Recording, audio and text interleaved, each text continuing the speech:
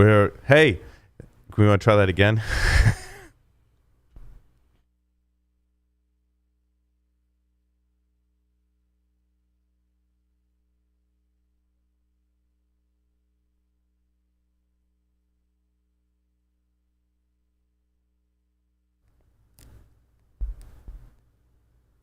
This week, we're going to talk about raising cigar prices. Well, that's a bad idea for all of us that like to buy lots of cigars. Some cigars we've smoked, some we want to smoke. The future of Davidoff, smoking cigars in the wind, interesting branding. And this week, we, in a new twist, we're smoking the Culebra. That's right. You'll learn a little more about the Culebra and the ones that we're smoking. All that and more on this episode of the Stogie Geeks Show. This is Security Weekly. For security professionals, by security professionals.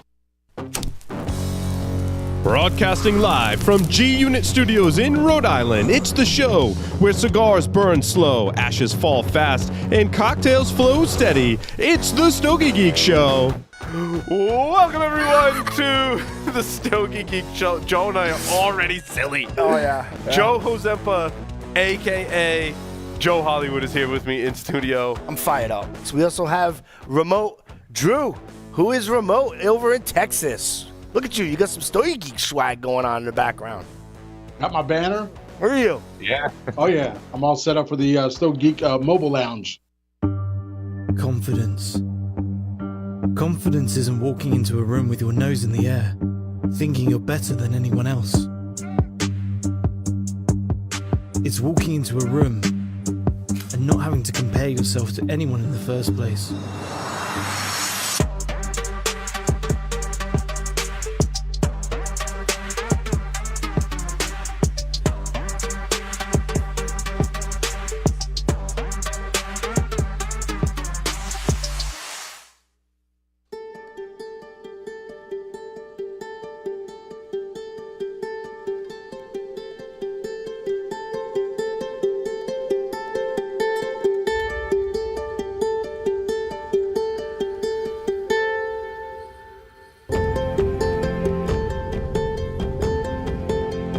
Plasencia Cigars, perfected for more than 150 years. Yours to enjoy now. Havana Cigar Club, located in Warwick, Rhode Island, is a great place to enjoy a drink and a cigar. Stogie Geeks listeners can find a $5 off coupon on our website by clicking the HCC logo. Welcome, everyone, to the Stogie Geek Show. I'm Paul Asadorian, very excited to be here this week. Did you see Book of Boba Fett? I did. Like a bantha. Uh-huh. Right? That's right. Oh, my God. My son and I are, like, addicted. That's awesome. And we didn't watch The Mandalorian together, Yeah. so we're going to go do that now. You should watch it. We won't give you any spoilers on the show. If you're a Star Wars fan, you should watch it. And you're going to fall in one of two camps. You're going to either really love it or you're going to hate it and complain loudly about it on social media. Mr. Joe Hozempa's here with us. What's up? How are you? I'm good. Jason Albuquerque, of course, here in studio. Hello. What's going on? Great to be here. Remotely, Mr. Adrian Sanabria. What's going on, Adrian? Hi there. Yeah, my oldest just let me know that they started watching, they saw the first episode of Mr. Robot, and I was like, we got to watch the rest of that together because That's a good one. I never finished it. Oh, no. All right. I've only seen like the first 4 or 5 episodes. You know what? I went. Is it going to be a spoiler if I talk about? Did they ever see the movie Lone Wolf and Cub? No. I can do it without spoiling it. So, as we know, Akira Kurosawa drew heavily from Japanese films in making, specifically Akira Kurosawa, right? But in recent shows, there was homage paid to another Japanese film called Lone Wolf and Cub. And so they made these movies, a series of 3 or 4 movies called Lone Wolf and Cub, right? In like the 70s in Japan. They're awesome samurai movies. And it's all about the samurai that goes around with his son to take revenge, like most good martial arts films, right? You got to take revenge. And so they edited down, because, you know, American audiences, we can't watch an original Japanese film with subtitles because that's beyond us because we're barbarians. So they have to take all 3 or 4 of those films and edit them down into one film and put an English dub over it, which was called, does anyone know the name of the movie? Samurai Assassin. Okay. Yeah. Which has been sampled in Wu-Tang albums. It's featured in Kill Bill. Yep. I think the end of Kill Bill Volume 2, where she meets the daughter. Is that 1 or 2? I think it's 2 at the end, right? Yeah. Which means the daughter and the daughter's watching a movie. That's the movie that they're playing. So anyway, Lone Wolf and Cub has this very, well, it's famous in my mind because I'm a huge film buff.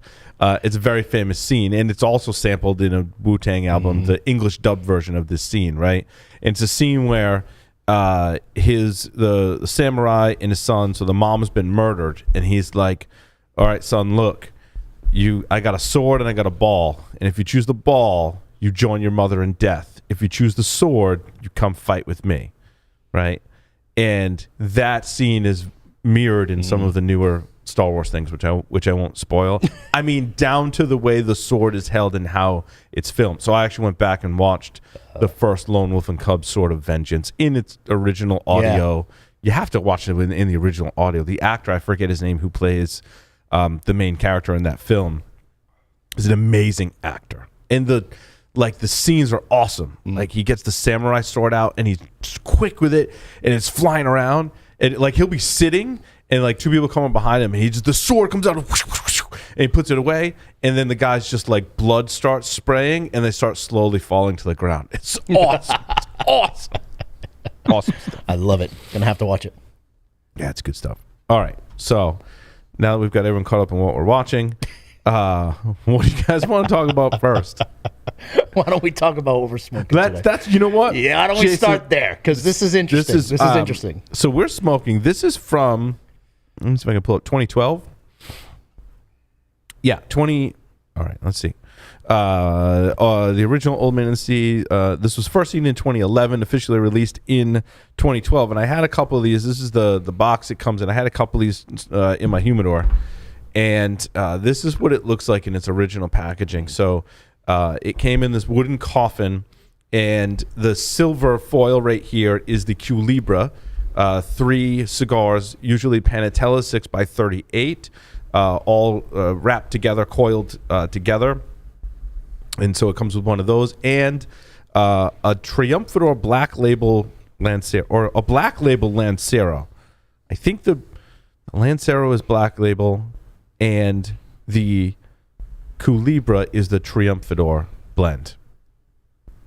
I believe that was what, and there's a whole, if you look these up online, on a half wheel, it's got the whole story from Pete Johnson, founder of Tatuaje Cigars, when he was like not on vacation, but traveling, and he met the guy that came from the factory and had him a cigar, and kind of, inspired this whole thing. And, many of us know the story. It's pretty cool. So I had some of these kicking around on my humidor. I was like, wow, these are 10 years old. We should probably smoke them. Yeah. So I will say this is my first experience with a Culebra cigar. And that's what sparked it, is Jason had not smoked a Culebra cigar. Unfortunately, Adrian, due to my poor planning, Adrian had to find another. But you're smoking a Tatuaje from the Monster series. I had to slum it. Well, you're not slumming it by any stretch. No. What are you smoking, Adrian? I'm smoking a Skinny Monster, a Tatuaje Jekyll. And that was the 2014 release, and I've actually got some of those kicking around. These are smoking really good right now, by the way. The original 2014 release, smoking pretty awesome. See if you have them. Now's probably time to smoke them. But back to the Culebra. Do you guys? I know Joe probably knows this. Adrian, Jason, do you know where the Culebra came from? I do not. Tell me the story. It's a fable, basically. Because I thought it was gospel, right? Not everything you read on the internet is true. Not everything you hear as more recently people have described it as a fable. But basically, the way the fable goes on Culebra cigars is that the rollers in the factory could roll cigars to smoke in the factory while they worked, and roll cigars to take home with them. Now, so, because if we were in the factory rolling cigars, we'd have like a giant bag, and we'd be like, all right, one for the box, one for me, one for the box, one for me, and we walking One, out, two for me, right, one for the box. bag, yeah, One, two for me. yes. Like, yeah, they're taking all these home with me, right? it. So to prevent that, they told the Fired in the rollers. first week. That's it. So they told the rollers, you can only take home one cigar per day, which is fair. Yeah. And the fable goes that that's where they came up with the Culebra cigar, where they underfill and moisten more than you would when you're rolling a single cigar. Yeah.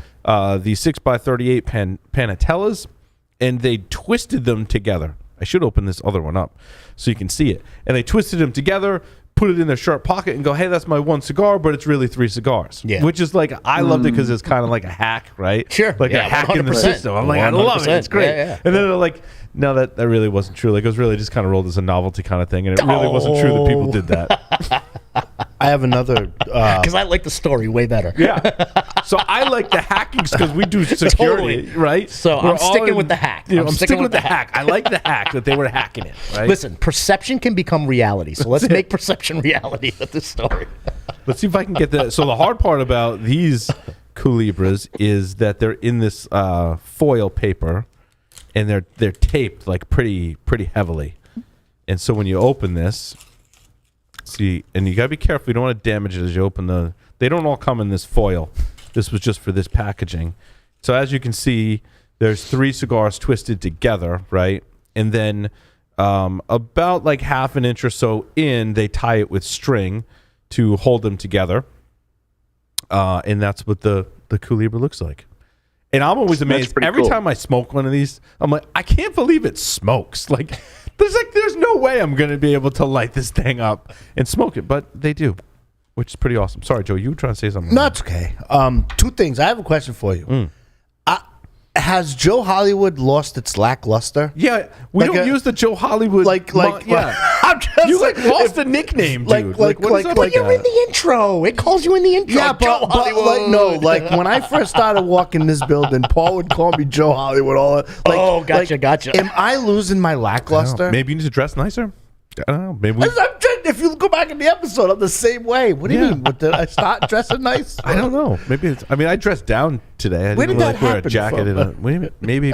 That's all. It's just a question. Like, I'm am off most am of I next losing my week. mojo now that I got 2 kids? And Me, I don't know. all right, I don't that's know. cool. Sometimes nicknames come and go. all right, that's cool. Anyway, I've heard part of the myth and legend Yes. of how these came about was I did hear your story and then I combined them, but they were only allowed to smoke the crooked cigars on the Yes. floor so Correct. that they know for inventory, so they're not smoking inventory. Right. Oh. So it's So probably they get to smoke the irregular cigars. yeah, but these. So in other words, if they were Yeah. rolling and smoking, Yeah. it would because you could technically take home a cigar like Paul said, Yeah. but would you gonna be smoking on the floor during the day? Right. You know what I mean? Right, So right, right. Smoking so in one article it says smoking a straight cigar could be recognized as stealing. yes, Just smoking one that could have gone in a box and gone to a customer, right? But if it's got a sunspot on it, some manufacturers don't like to put that in. Seconds. yeah. Yeah, so seconds are kind of a farce, but like sunspots are just a naturally occurring phenomena in the leaf, right? And it's just like a blemish, if Yeah. you will. It doesn't. I don't think it affects anything to have to do with the cigar. But as a manufacturer, you might not want to put that in the box. You get a consumer that's like, "Oh my god, what's that big spot on the cigar?" Like we look at it and go, "That's just a sunspot." Sure. Totally fine. Yeah. So that might be the ones that they smoke, or the ones that are somewhat crooked or whatever would be the ones they're smoking in the factory. I'd be like smashing the ones I rolled. Oh, they're all bad. They're all bad. All bad. Yeah. I will say ergonomically, it's odd. It's weird. Yeah. Like this isn't one you want you to put smoke it, like when you go for a Right, walk right. or you're playing golf or whatever. Like you want to be seated in a lounge and be very cautious when you put them in the ashtray. Totally. Because they don't. I literally put it in the ashtray and I got shot with ash. Yeah, it's just awkward, and like God forbid you're at a lounge or somewhere that has the ashtray on a stand, Yeah. and you put it in the stand, and then it just kind of rolls right Right. off. Like there's no way to. Or falls on the floor. It's Right, awkward, right. Adrian. It's awkward. So be careful. It's. I could imagine you smoking it in public and people being like, "What the hell did you like?" If they're not familiar with that kind of cigar, like, the hell did you do? Sit on your cigar? Like, yeah. Did you just custom roll something and bring it in? Yeah, right. But what's interesting is that I'm amazed that that it actually smokes. Like the draw, It does. It's like smokes like a regular cigar. It doesn't have all these bends and curves and twists in it, right? But when you get to the taste of this, it is tasty. Mm. You know, it is. I told Jason pre-show. It is. He's like, "What are we smoking?" And I told him, and I'm like, "Just grab an extra one," because my only complaint about these in general, they smoke fast, right? They just smoke fast because they underfill them to get the curve, which is probably why they smoke fast. Yep, they just smoke. And just like you said, they're very delicate. Yes, like you got to be like freaking dainty. Yeah. Like some of the wrapper, when we unwound these three, kind of got like a little damaged on them. Yeah. Not horrible, but I think all three of ours might have like a little bit of a wrapper kind of peeling away. Yeah, my like on the curve. Yes, on the inside of the elbow, let's call it. I don't know that the humidity is a little low. Not really, not with this one. Adrian, PM me your address. We have a couple of boxes, and I'll give one to Jason too, in the humidor. Okay. Not of these, but we got other Culebras. Yeah, it's the actual there, so you can kind of experience it. And by the way, if you cut it at home, you can smoke it on 3 separate instances. Just don't put it on like a portable humidor, because when it starts getting bumping and all of that, it's delicate. It's delicate. Yeah. Yeah, I'm still just amazed that they smoke. It's pretty. But I tell you what, though, the flavor's good. Well, I was going to say, the flavor's good. 2012. So these are 10 years old. Man, these held up in 10 years. Yeah. Like it's smooth, it's creamy, it's I dig it. Still got a ton of flavor left in it. Yeah, I dig it. Yeah, you're getting creaminess, you're getting a little bit of nut, and you're getting you can tell it was stronger pepper. It's got that faded pepper to it, but it's the classic Tatuaje. Definitely hasn't aged out. No, it's got that classic Tatuaje white pepper that I. And 10 years is a long time for something to be sitting in your own humidor, right? Mm-hmm. Didn't we just do a previous show saying 6 to 5 years is the magic number? Yeah. And now here we are smoking 10. But it's like wine. Not so much like spirits, because once they hit the glass, they don't age. But I think part of being a connoisseur or in wine a sommelier is knowing when the optimum time to drink that wine or smoke that cigar is. And that's just experience. That's having enough of it to go, I'm gonna break open. If I break open that bottle now, I don't know where you guys fall on. I had the struggle with wine. I'm not huge into wine. I mean, I love wine. Yeah. But I know once I crack a bottle open of wine, like I'm pretty much drinking the whole thing. You're in. Because my wife does not like the red wines so much.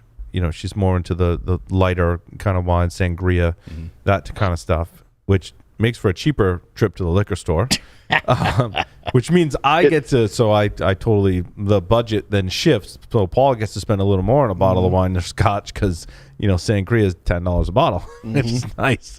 But they say even with liquor, like you need to consume it within a couple months or something like that. Yeah, that was a good question, Adrian. After opening it. We've all got that spirit, like an old bottle of vermouth or Kahlua that someone gave as a Christmas gift. Or for mixing or something like that for cocktails. Yeah. And 10, 15 years ago, you stuffed it in the back, and if you didn't move this way to the back of your liquor cabinet, that's like a no-go, right? That stuff's no good. Especially with like a Bailey's or a Kahlua. Not. I don't know if I'd go down that path. What about like a vodka? Does that go bad? I don't think so. I think you're all right. I think you're all right. I mean, I have bottles of whiskey that are on my shelf that are a couple years, 3 years old. I'll drink it. Adrian, certain spirits better than others? What do you do? Yeah. The TV's right behind Jason's head. I was trying to grab his head. So should I not be drinking that bottle of a couple-year-old whiskey? I've never had one stick around that long, to be honest. I've never been one of those people with, like the huge collection of whiskeys and stuff like that. Problem. Like I'll buy 4 or 5 bottles and they're gone within a couple of months, and then buy 4 or 5 other bottles. So, but we did actually look it up. I had a short-lived podcast. I wasn't the main host, but it was Booze Hackers. And that question came up on one of our podcasts, and we look it up, and they I forget what you call whiskey sommeliers, but basically they say, you should aim to consume it within a couple of months. Really? So a couple of months from buying the bottle? Wow. Yep. I'm way off. Well, from and it still opening tastes it. fine to me, I guess. I don't No, know. from opening it. If it's unopened, you're fine. Yeah. Oh, interesting.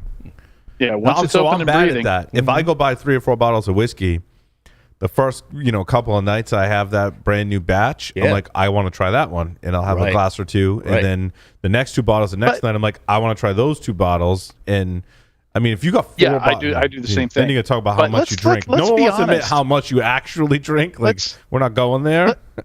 Let's be honest, though. If you can't tell the difference, right? Does it matter? Is it correct? Yeah, I mean, I've had bottles stick around for a while. No more than a year or two years would be. I've gone beyond a year. I have you ever drunk whiskey it, that I spit it out? really, really like that I don't want to drink all the time. Yeah. And I break it out for special occasions. Right. But yeah, I I've could be drinking it 3 times a year. Yeah, Adrian, I've never been like, oh, that's terrible because it's been sitting around Me for so either, long. ever. Yeah, you're not doing a spit take. So now here's a question for you. I have a bottle of Glenfiddich 12 that my father-in-law got in like the late 80s, early 90s. Ooh. Not opened.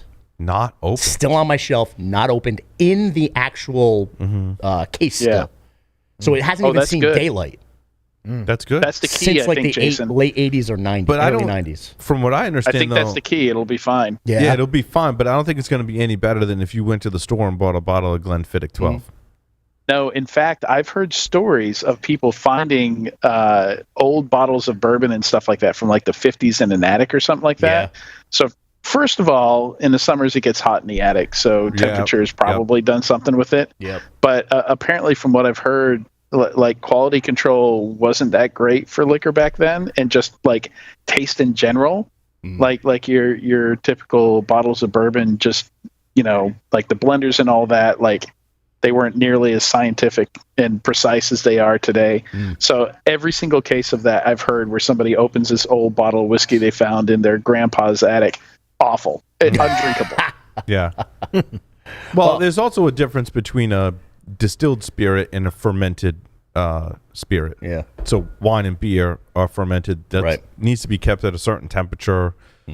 Whiskey, I mean, like you said, Adrian, I don't think keeping it in an attic that gets over 100 degrees is probably a great idea. I don't think it hurts it as much. If that were wine or beer, it would definitely hurt it more because it's a fermented spirit. And fermentation still happens and aging with wine and beer in the container that they put it in, right? Because there's usually some yeast left over and that kind of thing. So there's a chemical process still happening. Once that distilled spirit hits the glass, from my understanding, like there's no chemical process that's happening after that. Yeah, I'm true. interested. I've been holding off on cracking it open, just out of trust, whether or not I should. You know what we should do? You should go buy a brand new bottle. Yeah, I'll go buy a brand new bottle. Side it. And you bring yours in, test? and we'll blind taste test it and see if we can tell the difference. Do that. It's a good idea. That'd be fun. That would be really fun, and it'd be worth cracking it open for the show. Like, let's do that. Be fun. I like it. All right, Adrian, you're just gonna have to start flying down for these. seriously. Flying up. Yeah.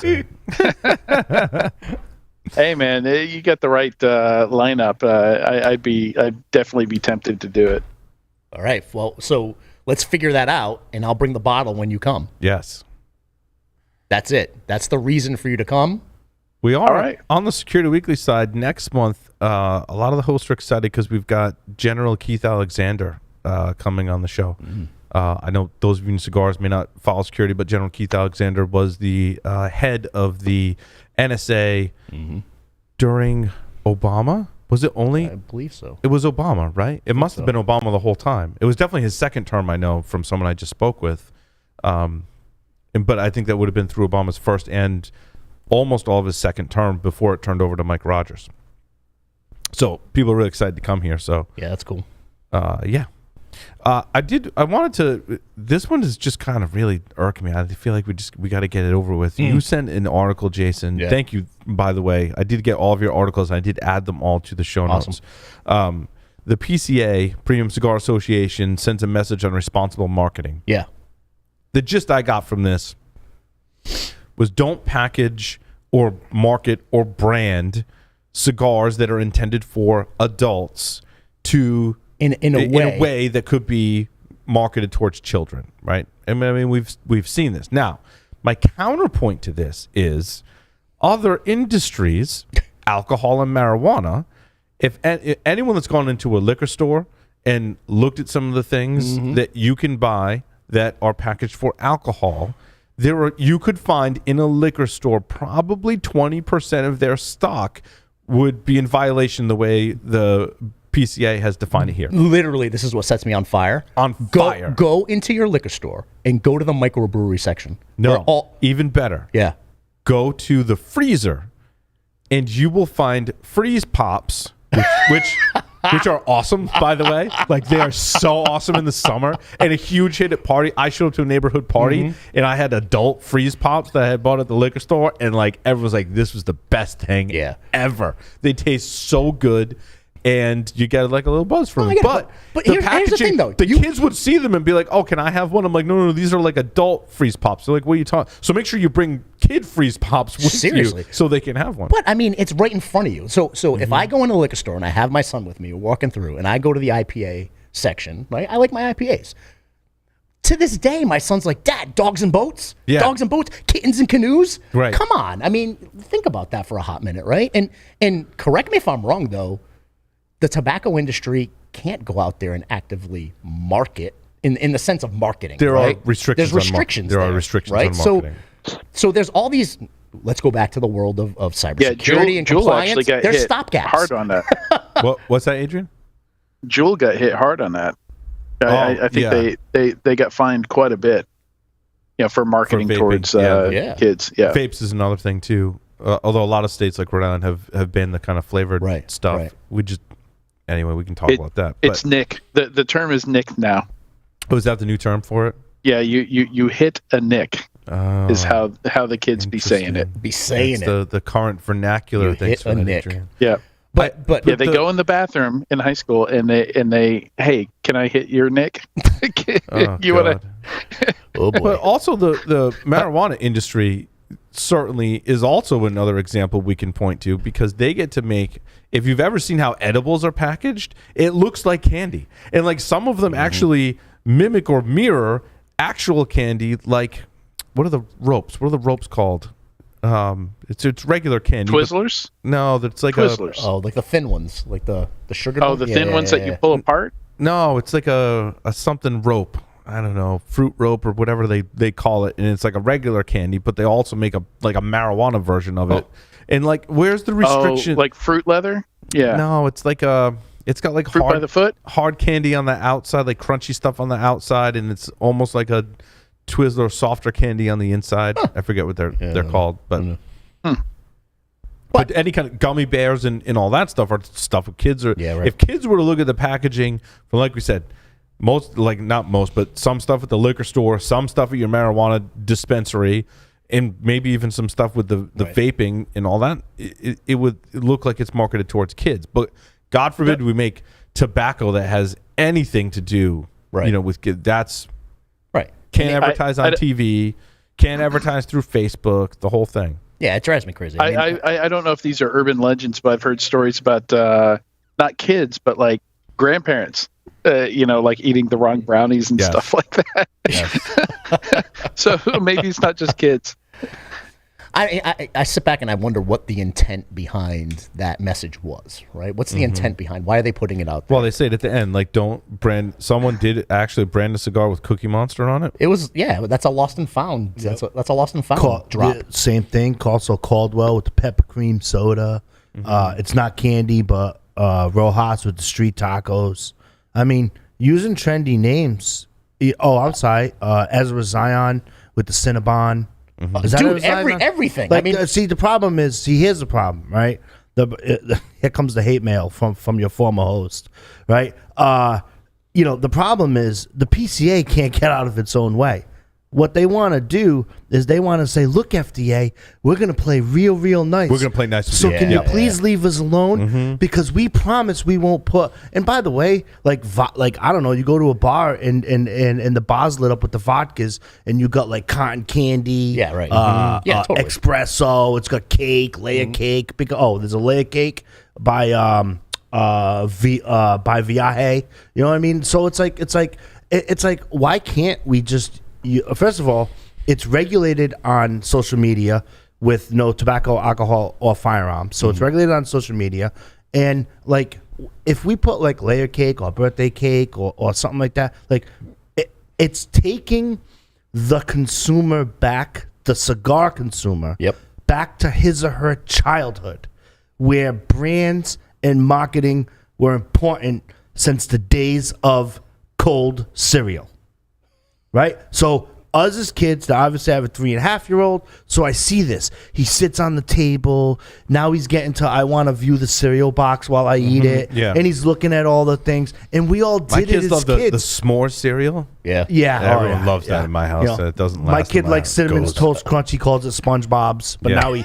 now but now it's graduated to its proper name. But like they're reading the back of the box. It's how they get their information. It's their world. And us as cigar consumers, it kind of takes us back consumer-wise to our childhood, where we read the back of the cigar box, like we did as kids. Mm-hmm. So you're denying us our privilege. But also, would you rather have your kid try and smoke a cigar, and I put the word try in there for a reason, or drinking alcohol, or consuming a massive amount of edibles, which is alcohol is way more dangerous. Now you're doing risk management. You're tiering risk now, right? Tiering risk. Yeah. I love it. Alcohol's way more dangerous than marijuana. Like I've read book and like listened to people and studied some of the science. Like you can overdose on marijuana. I don't want to throw that out there. Like there is a psychosis that happens with Ain't marijuana. nearly as easy. Yeah, but you have to smoke a lot of it for a really long time. You consume enough alcohol, you can die way more quickly and suffer ill consequences way more quickly than marijuana. Now it's funny. This happened at my house. I pulled a moldy cigar out of my humidor. I left it on top of my humidor. And my oldest son went in there and like tried to light it. I don't think he smoked it, but like even if like he's 13, right? Like even if he tried to smoke it, he'd be like, "That's disgusting," right? Like you don't usually develop a palate for that kind of stuff. Like you have to know how to cut the to cut the end. I mean he lit the wrong end of it and the whole thing. Yeah. Dude, if you want to try and smoke a cigar, like my wife and I both the same thing. Like, you want to try and smoke a cigar? Like, just sit down with Dad and try and smoke a cigar. I guarantee you're not gonna like it. My nephew just went off to college, right? And it was his senior year in high school before he was like, Uncle, I like smoking cigars. So now we smoke cigars together as often as we can, right? Yep. And I think the whole thing of targeting towards kids, in my experience, it doesn't even really appeal to kids until they are 18, not at all. right? And they're in 18 legal smoking age in most areas. Many have moved to 21, whatever. Yeah. But also, look at alcohol though. Like there's alcohol where you can't taste the alcohol in it. Like it tastes like a kid's drink. Like my adult free stuff. But I mean, there's not a cigar where the cigar taste is hidden. Like if you don't even have flavored cigars. Yeah, but even flavored cigars, Adrian, to your point, they taste like a cigar. Right. With some other flavoring it's not in it.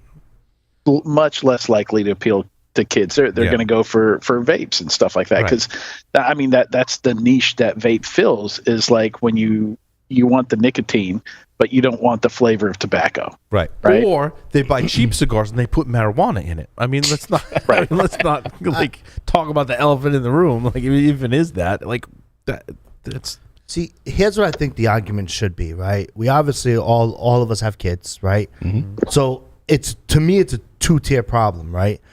If you take cigars out of the equation and you're catering to kids, it's what dad does or fill in the X, right? It's what mom does, right? So in other words, if the kid's like, if dad smokes cigars, you're not catering to kids. It's just what dad does. You go fishing a lot with your kid. Yep. Whether you have a cigar or not, that's your business. But you know something? Always. But it's just what dad does. It's not like the kid's gonna come out and say beer, by the way. Sure. But like my kid. Fishing's really just an excuse to drink beer and have a cigar. By the way. but like when it comes to like the Not for the kids though. Not for the kids. or to get some quiet. Yeah. But when it comes to like the PCA and they're trying to do that, like this argument has been going on since probably the 50s, if not the 40s, if you did some research. There's always like that catering, and tobacco's got the stigma, alcohol has the stigma, and the government's trying to be, I mean, look at music. Let's say we were doing a show, say all four of us never smoked cigars and we were really into hip hop. We could turn around and say, okay, well, back in the 90s, they took the parent explicitory lyrics and whatnot. So it's the same concept. So also great Super Bowl halftime show. Agreed. I think Agreed. If you're between, and here's where people are yelling at me right now. They're like, because if you're under 30, you're like, who the hell were those people? If you're over 50, you're like, where's Prince or U2? Yeah. Where's the Rolling Stones? Right. Yeah, exactly. Everyone 30 to 50 was like, hell yeah. Absolutely. That's it was my good. jam. It was good. good halftime show, talk about catering to your audience. Yeah. Well, but also, it was in LA, and everyone who appeared on stage, except for Mary J. Blige And 50 Cent, he's not from LA, is he? But Dre produces him. Right, but Yeah. that's what I was trying to explain to everybody at the Super Bowl party that I was at. Do you call 50 Cent West Coast or East Coast, or where's he from? He's from East Coast, I thought. New York, right? Is he? I thought so Yeah, originally. Dre definitely produced him though. But that's what I was trying to explain to everybody who was at the Super Bowl party I was at, is that this was a 100% Dre production. They brought in all the big names that Dre had a piece He of. didn't exclusively produce Mary J. Blige, but he did on a couple of albums. absolutely. An album or two or 100%. whatever. Yeah. But Eminem, Kendrick Lamar, those were all produced by Dre. Yep, totally.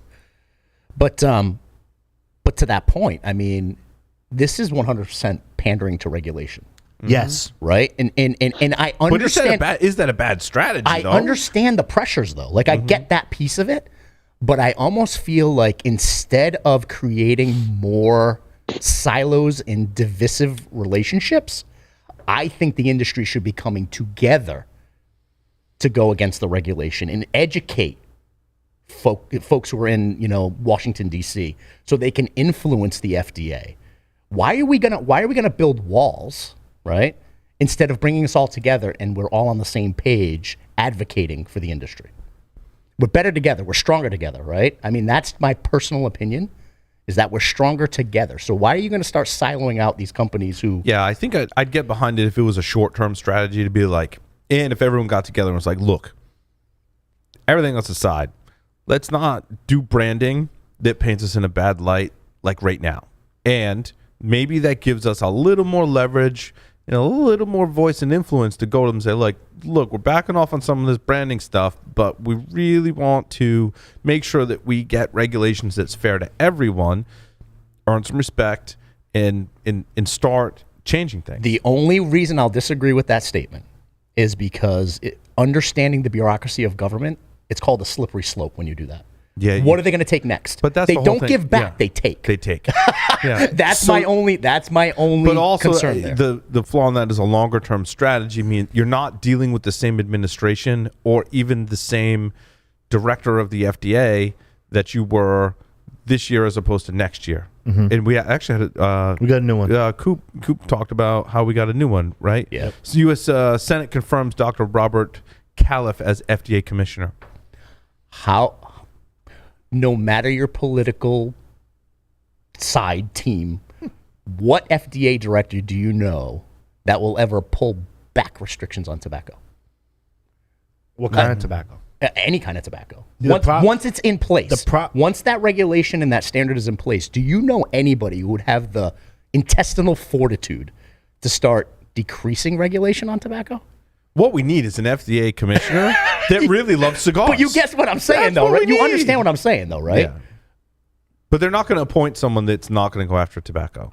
You think regardless of political party? I don't think it's it will never be a good optic, no matter what side of the aisle you're on, to take a restriction on tobacco that's in place and lessen it. That's a bad political optic. Yeah. So that's what I'm talking about, slippery slope. It doesn't fit the narrative that tobacco is bad. That's the problem, right? So we're dealing with this narrative that exists. We're dealing with a perception that exists. And people will get crucified in Washington, D.C., if they start pulling regulation back. I hate the narratives. Damn it. It's unfortunately the political climate, right? Yeah, they're never going to give it back. So do you agree? So do you agree with the PCA's methodology of them wanting to play nice?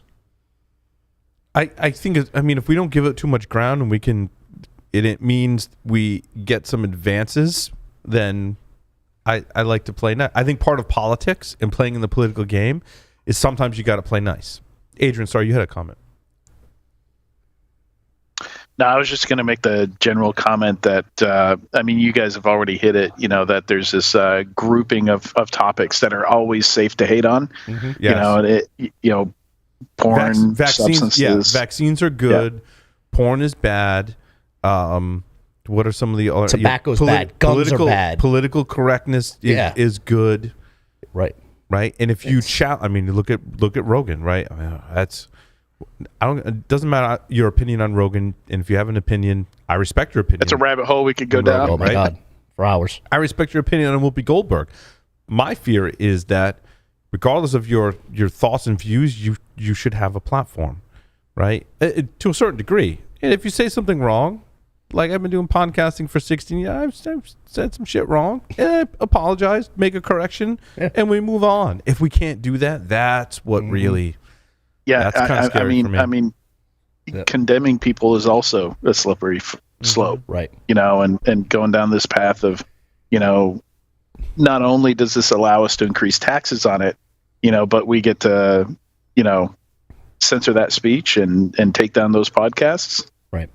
I also, on the side of tobacco that I've always stated, I disagree with the policies in most platforms that are poo-pooing tobacco. Tobacco is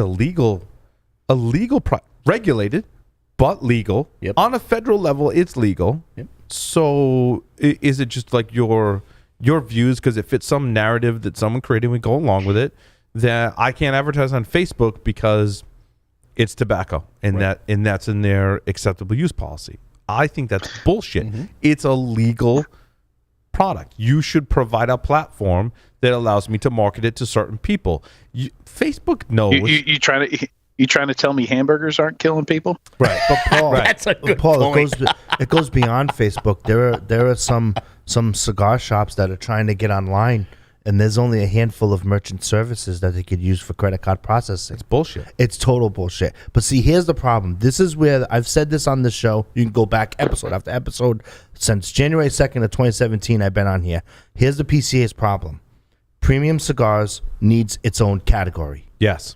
That's the problem. That's what the PCA should be doing, is saying you have cigarettes, their regulation. The problem is historically... but that requires education and to people to have an open mind to understand the differences between cigars and pipe. I put pipes in that bucket. Maybe there is a difference, but cigars and pipes, right? Cigarettes, vaping, chewing tobacco, own category. They need their own categories because there are different health risk for each. Exactly, it's science. It's a different health risk for everything. And so when you start getting into that, then it allows for conjecture. Mm-hmm. Then you can have this. You start trying to base your arguments in science, and it loses people. Right. Because then you can go to climate change. You can go to vaccines and COVID, and you can spin data. And as we know in security, right, you can spin shit all day long and make an argument to support your narrative. Right. Right. I think it's bullshit. It is. And again, I'm always cautious about allowing for regulation to extend scope or get scope creep. Right. Because it's so much harder to pull it back. That's the problem. It won't get pulled back. Controversial view. I like flavored cigars. There are certain flavored cigars I really like. Acid. I don't smoke them very often, right? Acid's Java. one. I like the Java's good. The Oliva. The subtle ones, right? Yeah, Oliva makes a nub. The cappuccino cafe, ones. Espresso. The espresso is the one. They make a cappuccino espresso. They have a macchiato. Yeah. I think it's the espresso one that I really like. Yeah, that's nice. I was just looking at these. With actually coffee and like... Yeah, because it kind of it's not like strawberry with your tobacco. Right, it's coffee with your tobacco, which goes hand in hand. Mm-hmm. I was just looking at these like fire smoked cigars that they the had in Kentucky there. Kid? The Kentucky Yes, Kid by yeah, the Tuesday? KFCs. I Yeah. hadn't seen those before. They go good with a Bloody those are Mary. new. I do have to say, Yeah. with a Bloody Mary, I like a Candela or the fire cured, something in that kind of. They had a wheelhouse. half Candela one in there Yeah. called Swamp Thing. Yeah, Yes. Swamp Things like, by what? Drew Estate. Yeah. I was asking the owner here. I was like, "What the hell is this?" It's a Kentucky Fire Cured binder and filler, and it's obviously half Candela and then half Yeah. the natural wrapper. They're actually pretty good. Yeah, those flavors go together. Salty, It's eye-catching. earthy. It's definitely have it with a eye-catching Bloody back Mary. there. You will not be And if disappointed. your Bloody Mary has like that chipotle kind of seasoning in it too, like I feel like those flavors go really well together. Wow, we really deviated. We didn't though. I don't think we did because Off of regulation into No, what goes good with the Bloody Mary. because but, yeah, sure. it's like when they're not honing in. I agree with Jason, like with the science thing, and you get the science creep and everything. But it's like when we send a representative from the cigar industry and they actually get floor time with the government, all they're doing is doing the cliche thing. It's gonna cost jobs. It's gonna cost jobs. They should fight for their own category. It's that simple. We can call this whole section, but won't someone think of the children? Right. That's like the category of this argument, right? Yeah, like right. The whole, think of the children, 'Cause it- and meanwhile, if Because I don't know how to be a parent. Because right? it fits, but it fits the narrative, right? Just like drugs, we got to have a war on drugs. They declared a war on tobacco. Hey, how well did that work, by the way, the war on drugs? No, that's a whole. How well did that that's work? a whole. If you want to dig into the drug thing, not only did I listen to the interview, but Dr. Carl Hart wrote a book called Drug Use for Grown-Ups. And so don't just go listen to the interview. Like actually listen or read the book. It's eye-opening. What's it called again? The book? Drug Use for Grown-Ups. Okay.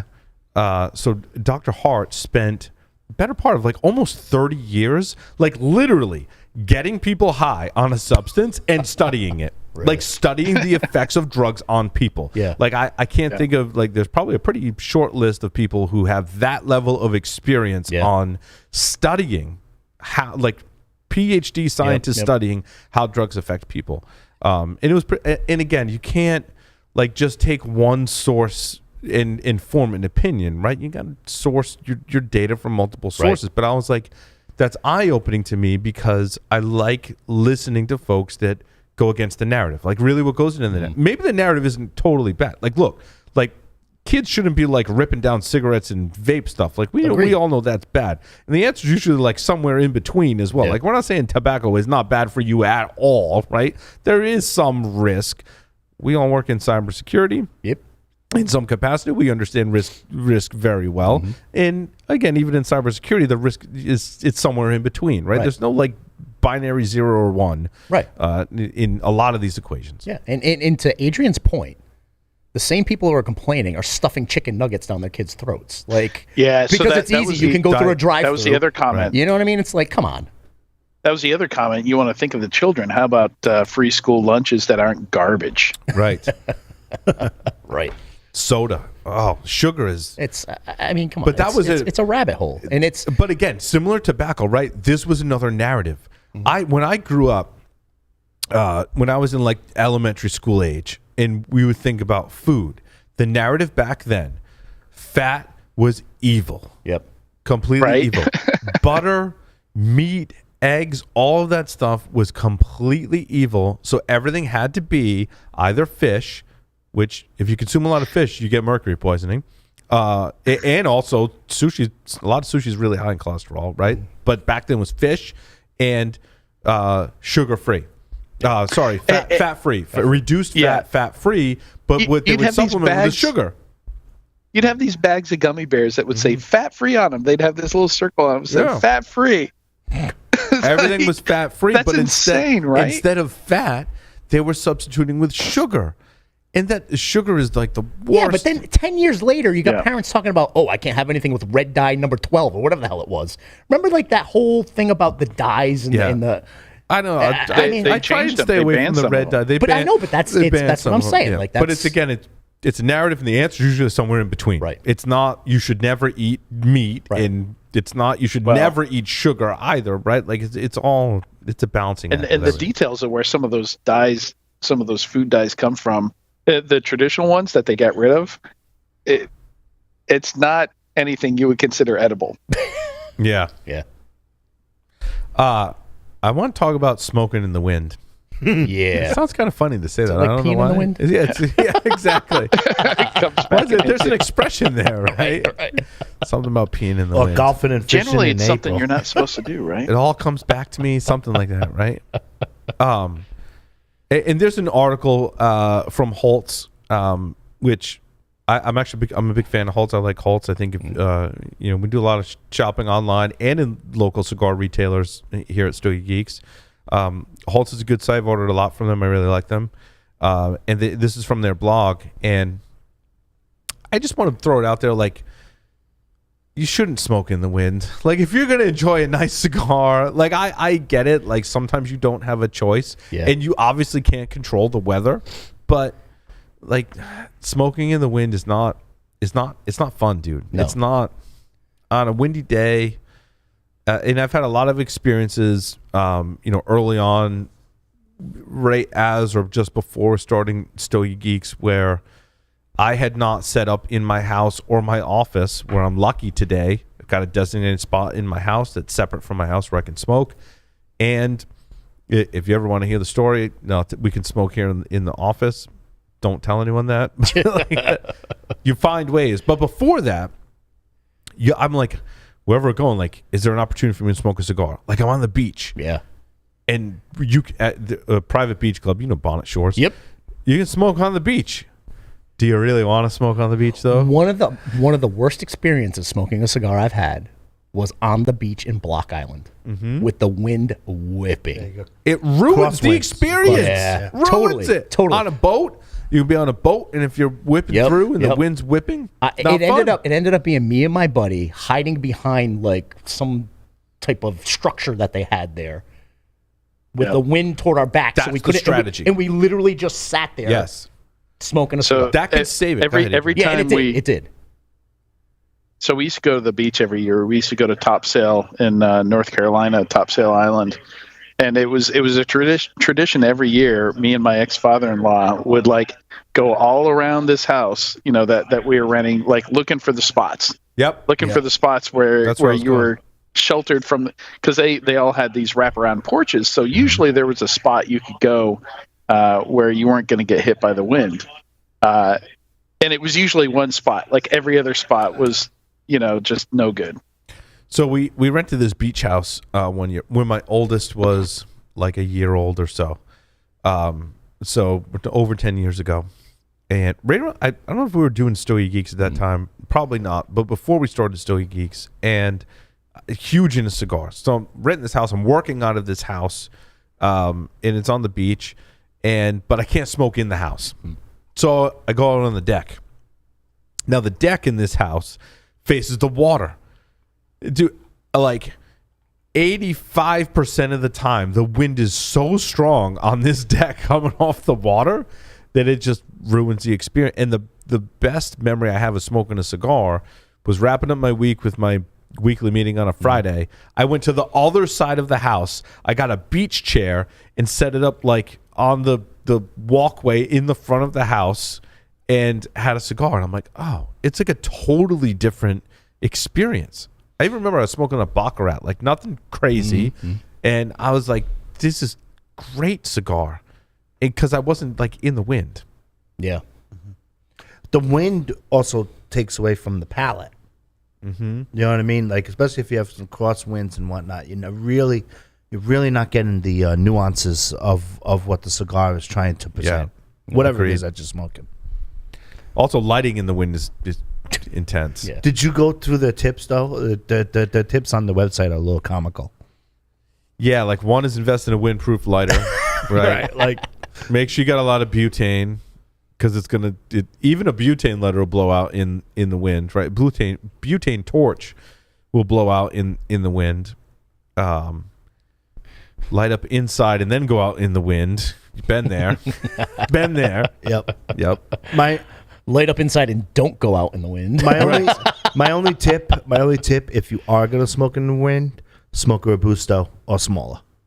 Yeah. Because if you're in Toro world, it's not gonna be fun. If you're in Churchill world, it's not gonna be fun. If the wind's so the wind was still pretty strong because we had some power out. I actually lost power for about 20-30 minutes last night because the winds were pretty strong here in Rhode Island. And when I got in this morning, it was still pretty windy. I forget what I lit up this morning. It was a Micarita, I believe, this morning that I lit up on my way in. And I had the cigar in my mouth. And the wind was so strong that it was almost wanting to like blow the cigar out of my mouth. Yeah. And that's when the winds were crazy. I got to get inside to finish my cigar because this is not going to end well. Yeah. That covers smoking in the wind. So don't. I mean, don't do it. Don't do it. Yeah, you don't need a windproof lighter. You need a windproof area Yeah. to smoke. Great point. Exactly it. Great point. It begs the question, though. So, like, where do you smoke in your house? What do you mean? I don't So, smoke. if you're outside, you're gonna be in the, heat, cold. Yeah. Smoking in humidity actually is not. It's kind of similar. I mean, scientifically not the same, but similar in almost ruining the experience if it's too humid outside. Yeah. It affects my experience with cigar, and I think even flavor too. Yep. Certainly the way it burns. Even if it's 80 degrees out, but the humidity is off the charts. Well, think of all the places they roll these things. They're super humid, super warm places, right? I mean, that might help them in the rolling process, certainly. But Samantha put on our Slack, our director of operations. There's an Amazon link to a one-person shelter thing. You put it to beach. Yes. So here's the funny thing. It's $109 on social media. If you see people who are like they're trying their best to smoke like outside in the winter in New England or I've cold set up areas, a tent on my deck. a hunting tent. Yes. So many people I see are using hunting tents. They'll Yes. put it out on their deck. They'll just sit in it. They'll put a little heater in there and go to town. Still cold. Still cold. Still cold. Still cold. Just I've been there with the space heater in the tent on the deck. I've been there. Dude. So I have a nice big. It's like a Get mini, a quality it's like a tent. mini barn, right? Yes. So it's a massive 2-story shed. Yes. Right? It's a mini barn. That's the place to do it. I'll go in and I'll do that. I'll crack the door and do Yep. a thing. You know, got what I mean? a wood stove in there or whatever, works good. Whatever kind of heating system you have. That's it. Yeah, it has to be a shed. I think tents can work, but they got to be pretty heavy duty, the style tents because again, wind. In the winter kind of thing is and I mean, tough. luckily for me, I have a nice wraparound porch I can usually find where it's not windy. And if not, I'll go to the back of the house on the deck in the back. Right. I'll find the spot. But in extreme gotta have circumstances, dude, Yeah. I'm in my barn. Yeah, it's almost always it's going to be that inland side. Yeah. That you want to find. I mean, having a separate structure from your home is the most ideal. Yes. I think coming off of that, maybe a good quality tent. I didn't have the best tent, when I did it. But then after that, I think having a structure over you. Yep. So if it's raining, a great experience is just when it's pouring rain, just sit outside and have a cigar. It's awesome. It is. Yeah. It is. And But also protects you from the sun as well, so you're not baking out in the sun. you know what actually it happened this winter? It was cold enough for snow to be coming down, but it wasn't like frigid cold outside. Yes. Sitting on my wraparound porch in a rocking chair, watching the snow just start to come down, smoking a nice stogie was awesome. Now the nice garage glass of whiskey. is kind of like that in between space that's kind of separate from the house, but still attached to the house. And I can tell you, 90+% of the time, your significant other is going to complain because the house is I was just going to say that. I was when you just gonna smoke say in the that. garage. I haven't gone there yet. But a strategy for staying warm, in the garage, is an electric blanket. Oh, So you met Stogie Santa. Yeah. Ask him next time you see him. About ask electric him blanket. Electric blanket. All right. Dude, I there will, was some nights where he said he had the bottle of scotch and a cigar and an electric blanket. No and way. He fell asleep. Oh. Because it's so warm and cozy, and I've got my scotch, and you're sitting in there in your garage with the door open. Oh, my God. And he fell asleep. I have him on a text string right now. I'm gonna have to find a picture of somebody sleeping with a blanket over him. Oh, dude. Wake up and there's a drift of snow on you. I think that's what he said. He said it was snowing. No I way. think Adrian, I think you kind of jogged my memory. I think you said it was a snowstorm and there was like snow blowing in on him. I'm gonna have But he had the electric blanket. I'm gonna have to send it and say, I heard you mastered. That's great. Dedication, man. It's dedication. That's awesome. I love it. Oh, boy. You had a couple more stories. Privada Cigar Club launches the Subterraneo. Yes. This What is is that? actually awesome. So It looks like Power Rangers, dude. listen, this is such a cool community builder thing, and Joe and I were talking about Joe Hollywood and I were talking about it before the show. Bring it back. I got you. I got you, brother. Just bringing the community together, right? So ultimately, what this is it's a group of so Brian Descend, which is he runs Privada. I've been a member of Privada since 2020 at this point, and it's a community building activity. He got AJ Fernandez to come in and do some custom blends, build 12 cigars, limited, right? And it's becoming a scavenger hunt is basically what it is. So some of the cigars will be released in your monthly subscription. Some of them are going to be released to LCA shops, but regional. And it creates a scenario where you have to trade now. So I may not be able to get one of these cigars because it got dropped in, let's say, an LCA shop or LCA shops in Texas. We have a Discord team going on right now, Discord channels going on right now, where we can actually start trading now. So if I can get some in my area and I collect, like, let's say 5, now I can go to someone who got the drop that was in Texas and I can be like, dude, I'll ship you one if you ship me one. And the goal is to get the collection of all 12. Wow. And it's building such a cool community. That is really cool. And that's what I'm, and we were talking about this earlier. That's the future of our industry. Yeah. Is the community, right? And this is why it pisses me off about the whole PCA thing. Let's bring us all together, right? And let's do things like this. I've met people and talked to people that I would have never talked to.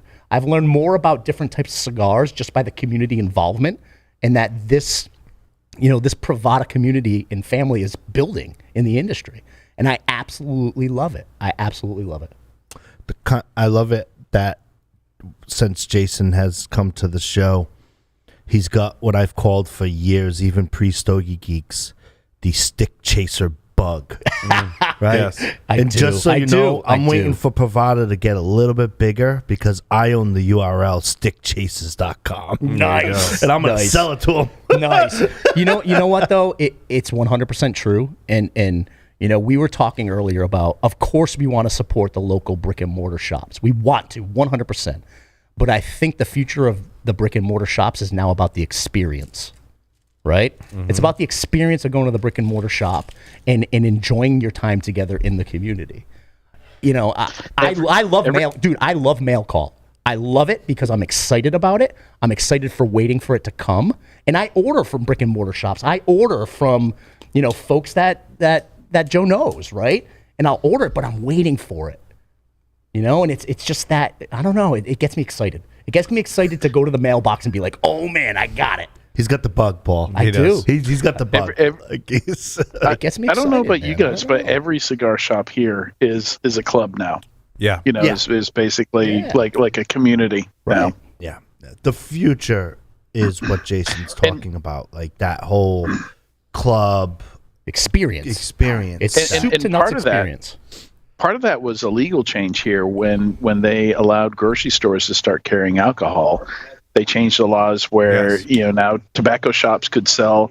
It's the reason I was able to pick this up here. Like they couldn't even a liquor store couldn't even sell a mixer or sodas or anything like that. You'd have to get your alcohol one place, and if you wanted any mixes or anything else, you'd have to go somewhere else.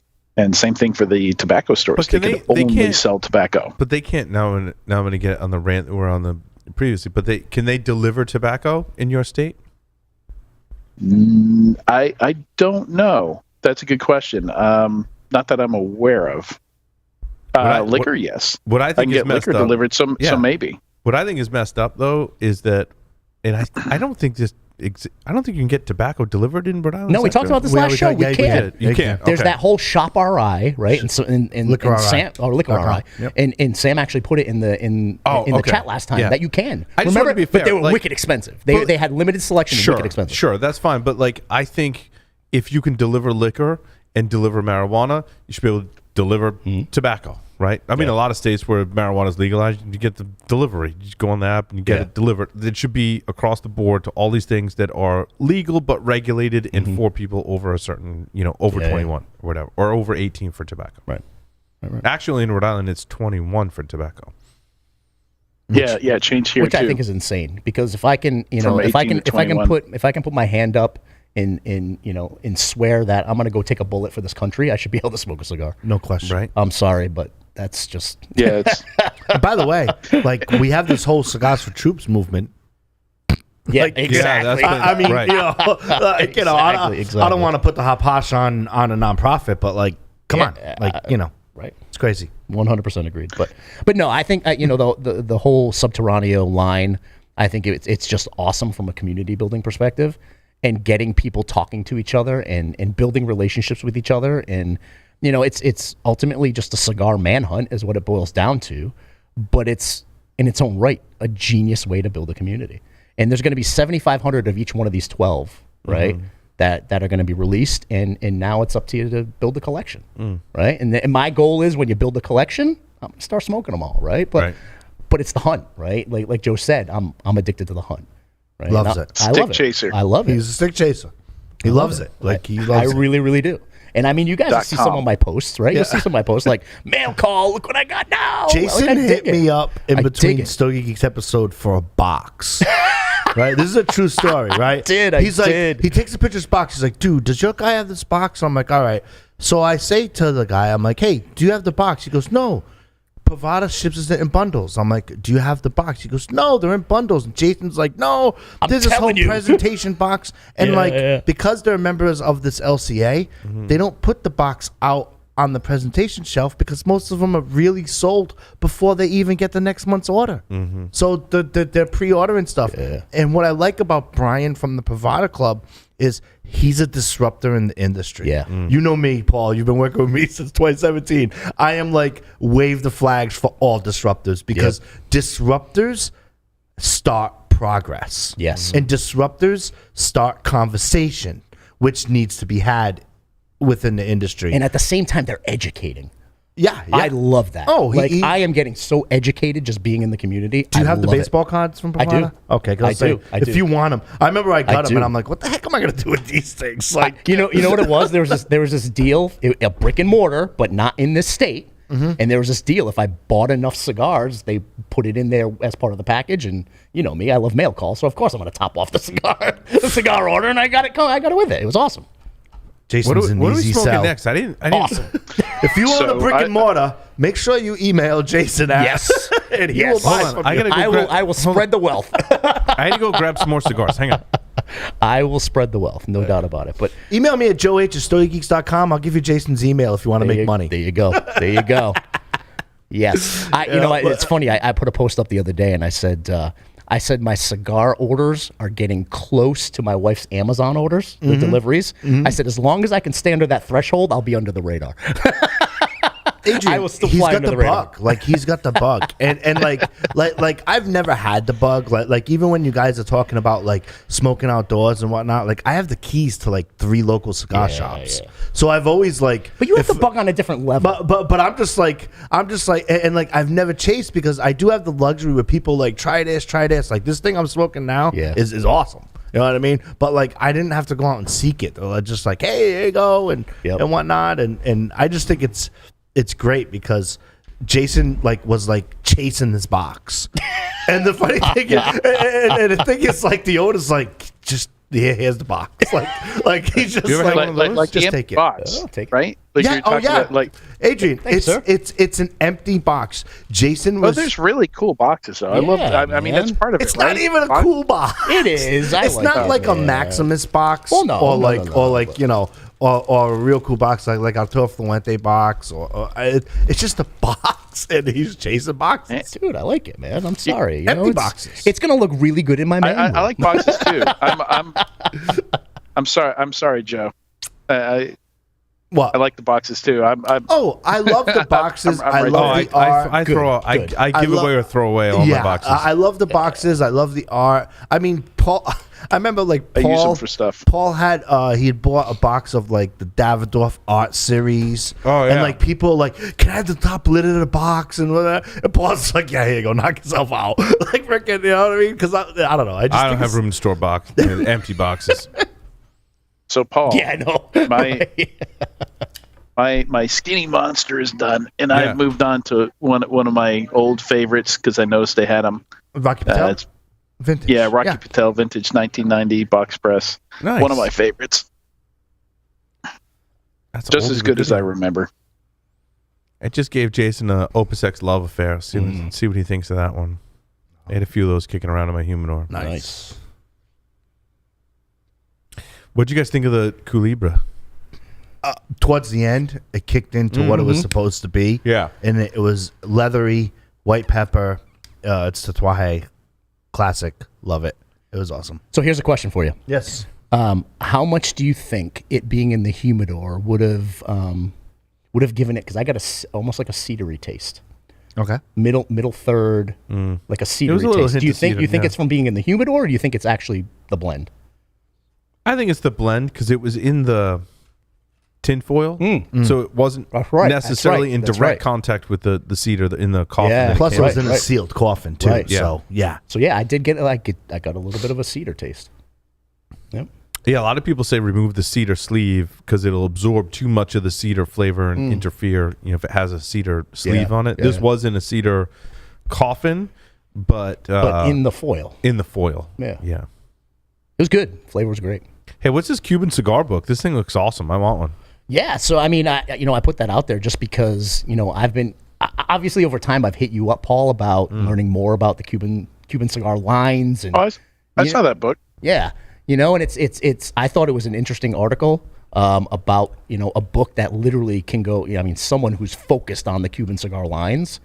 And literally a book about every single Cuban cigar that you can get. And you and I have talked about, hey, where can I order some, and how can I? Yeah. And it's for me, it's like, wow, if I could get this book to learn more about the Cuban cigar lines, I would love it. There's some that say that like all Cuban cigars pretty much taste the same and are the same, and there are other people that say like all Cuban cigars are worthless, like don't bother. Again, I think the answer is somewhere in between. middle.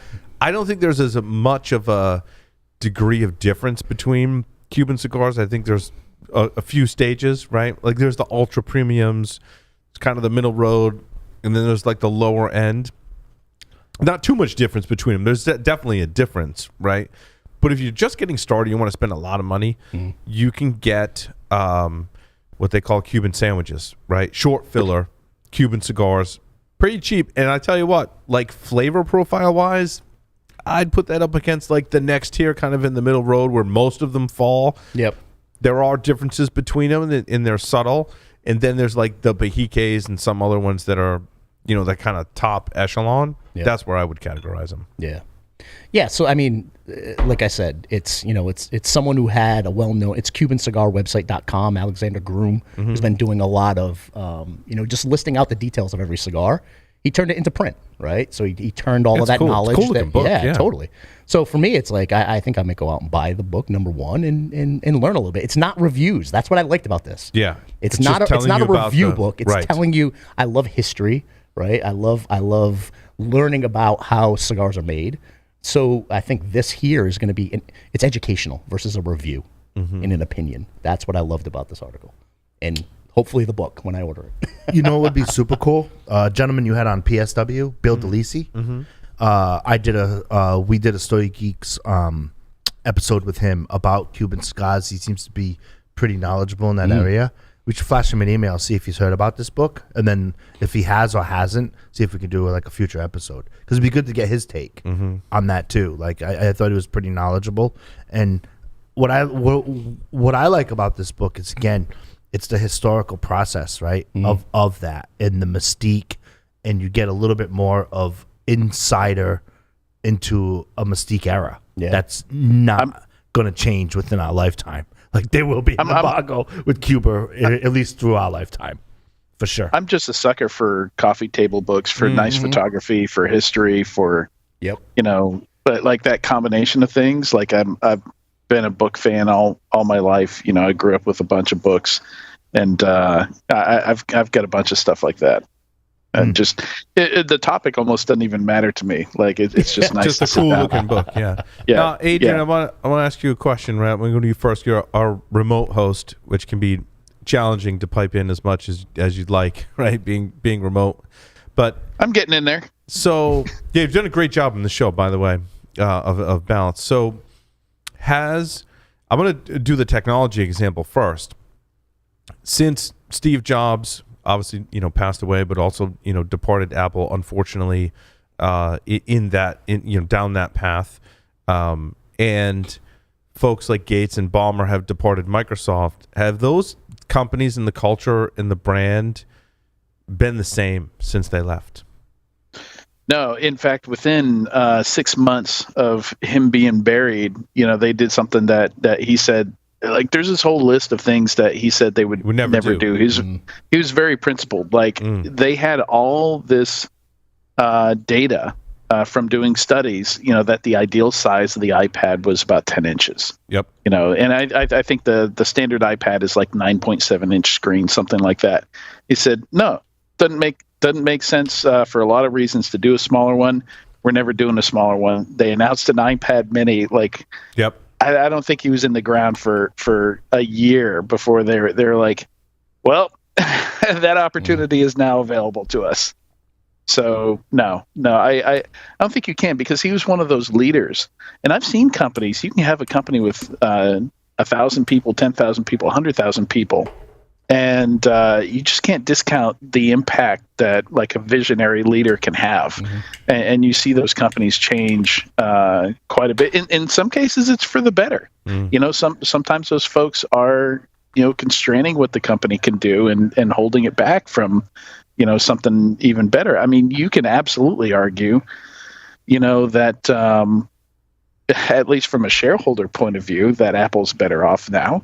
Like I know AirPods alone, somebody said if you broke out AirPods as a separate company, it would be a Fortune 200 company. Wow. On its own. But isn't the greatness of a true leader that you can step down and have your vision succeed, to empower your employees to carry out your vision? But how long does the vision stay relevant? Because here's the thing, right? I look at Microsoft though. They have changed completely. Dramatically. And I argue for the better. I do too. Way better than the Ballmer days. I think what Satya Nadella did with Microsoft is genius. Absolutely. And way ahead of the curve, right? I mean, just look at where M365 is now as a platform, and Azure is as a platform, focusing on not being proprietary, but more integrated. They change. I mean, they did big 180. Big time, and it's for the better, right? Focusing on security. I mean, the joke back in the day was security, Microsoft, bullshit, right? Yeah, Gates had something to do with the security aspect of it, I get it, but it's launched incredibly since Satya Nadella has taken over, honestly, at least from what I've seen. The focus. So I guess the key is finding someone to be your successor. Finding somebody who can launch it to the next level. Right. And that's the whole thing. And Gates was really good about letting smart people go off and do stuff. Like Xbox was firmly back in the Gates era. Yeah. And man, was that a moonshot. And we've seen other companies try and do similar things, like mobile phones.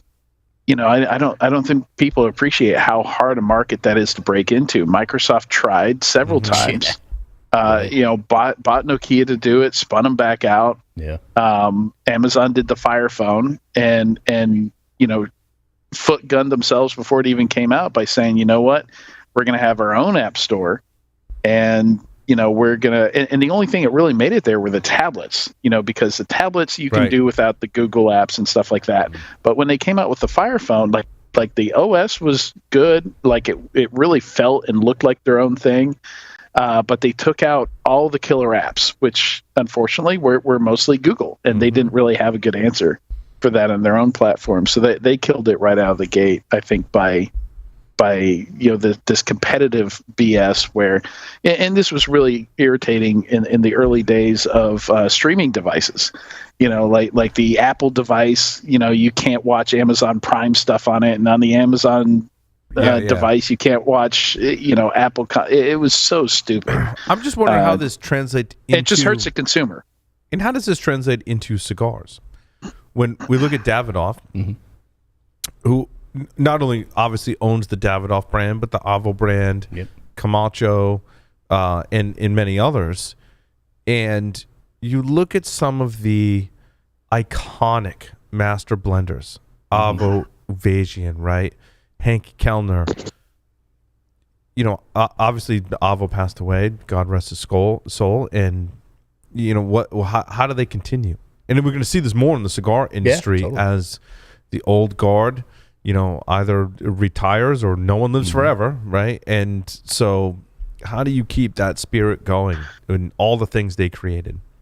So I think coming back to that Apple model is a good one, because you can both say Steve Jobs was right, like this was the right form factor, but they didn't lose it. It's still there. Yes. Because I hear people all the time just rave about how they love their iPad minis. Like, it's a perfect size. They use it every day. They love it.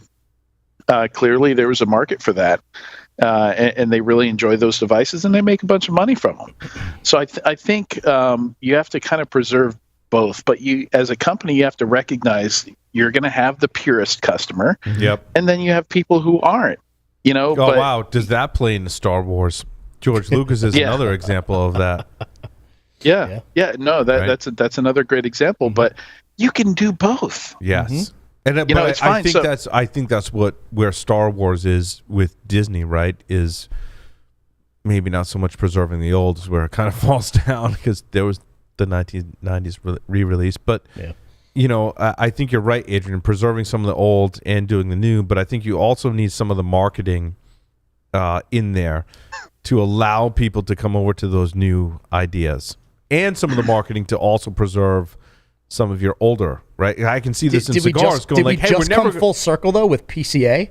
I mean, think about this. We need to be engaging the new community in the cigar industry. And I just got off my diatribe about how being part of Pravada has extended my knowledge. Davidoff needs to come out with a cotton candy cigar. No, what I'm saying is they need to know their audience. Yeah. That's what I'm saying. Right. Know your market, yeah. Know your consumers, and know that not everyone is built in the same model, in the same framework, and be able to work with that, right? Yeah. And engage folks on all different levels. That's the key. We're the consumers. We're the ones buying the product. Know us. Right. Know what we're looking for. The cigar industry needs, Paul? A Star Wars cigar? NFTs. NFTs, right. An NFT cigar. No, I'm joking. If that box that Joe got me was an NFT, I would have bought it.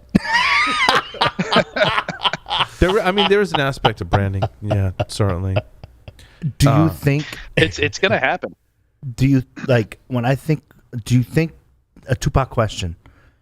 For the retailers, there are certain hurdles that the retailers have to go through in order to display Davidoff in their retail shops. Do you think now that that's going to change and it's going to be in its own separate case still, the Davidoff? And then my second question is Davidoff, what I love about Davidoff, take out the product, the concept of Davidoff is they sell you the experience. Yes. They sell you the true cigar experience. I don't think that's going to change. I think Hanky, Avo, were, in my assessment, and those closer to the industry and these folks, you may say I'm wrong, and that's fine. I'm more than happy to hear your opinion on that in facts as well.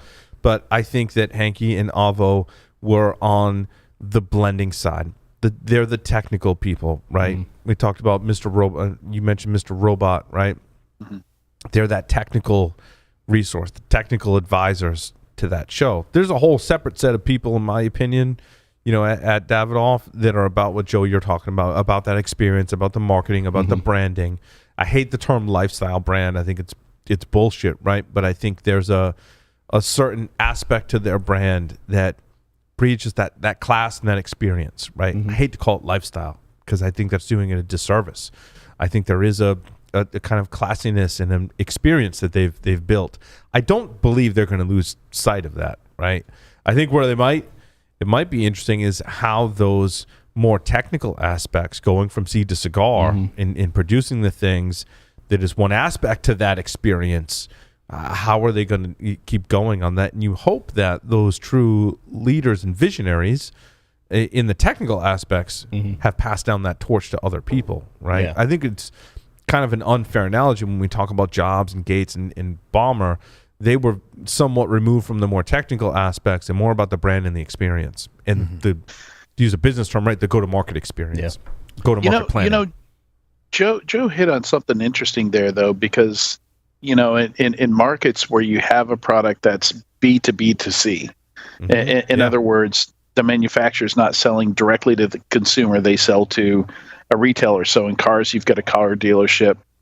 In retail, shelf space is finite. It's limited. Yep. So like I've heard, like, if you want to come out with a new drink or something like that, like there's a fee you've got to pay some of these big grocery store chains to get some shelf space for your product.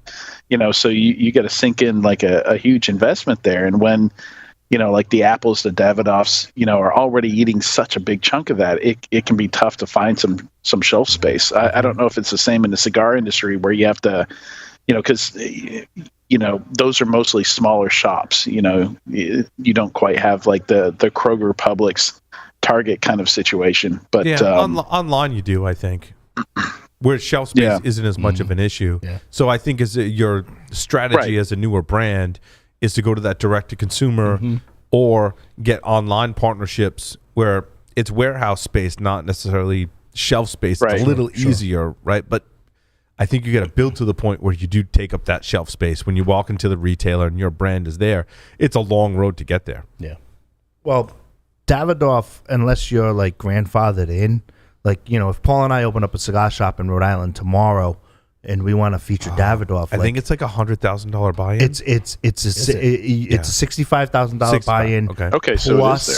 Plus humidor, and it has to be displayed in its own separate humidor. Yes. So usually it's lock and key. I don't know if the lock and key is really in there. No, it is. It is lock and key in all shops I've ever been in. Because there's an experience where like the Davidoff company wants the presentation of somebody's got to come open it. Somebody's got to come, and there's a whole. Oh, I got to go get the key for you. Like, I want to hold this cigar. And I work once a month in a cigar shop in Newport, Rhode Island, and there's a whole experience that I go through, like with my training, so I know it's true, right? Where it's like I get the key, and like it's only the key. It's you put on the Mozart. It's on its separate thing, and it's like I almost want like the trumpets to come down, like But then when I hand it to the customer, and they're like, they ask me the same thing that Stogie Geeks emailed me for years, like, is it really worth it? And I'm like, well, it's an experience. Like, it truly is an experience. And then when they have it, they're like, wow, like, you're right. And do you tell them, like, hey, when you cut your lawn, do you like that smell? Yeah, right, because you will get and what I like about Davidoff is not only they sell you the experience, but their product backs it up. Yeah. I mean, that's an overgeneralization. Like, I think a lot of Davidoffs do have that kind of grassiness, hay kind of profile to them.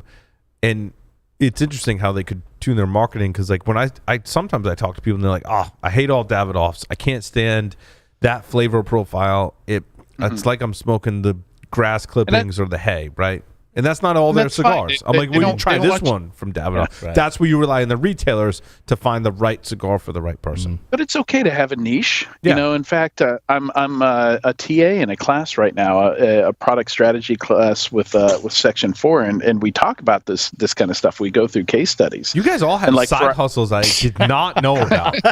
Hold on. Jason, what's your side hustle now? You got to disclose one of your side hustles. You don't have one. You got a new job not that long ago. Security Weekly. This is your side hustle. This is it right here, man. Yeah, stick chasing.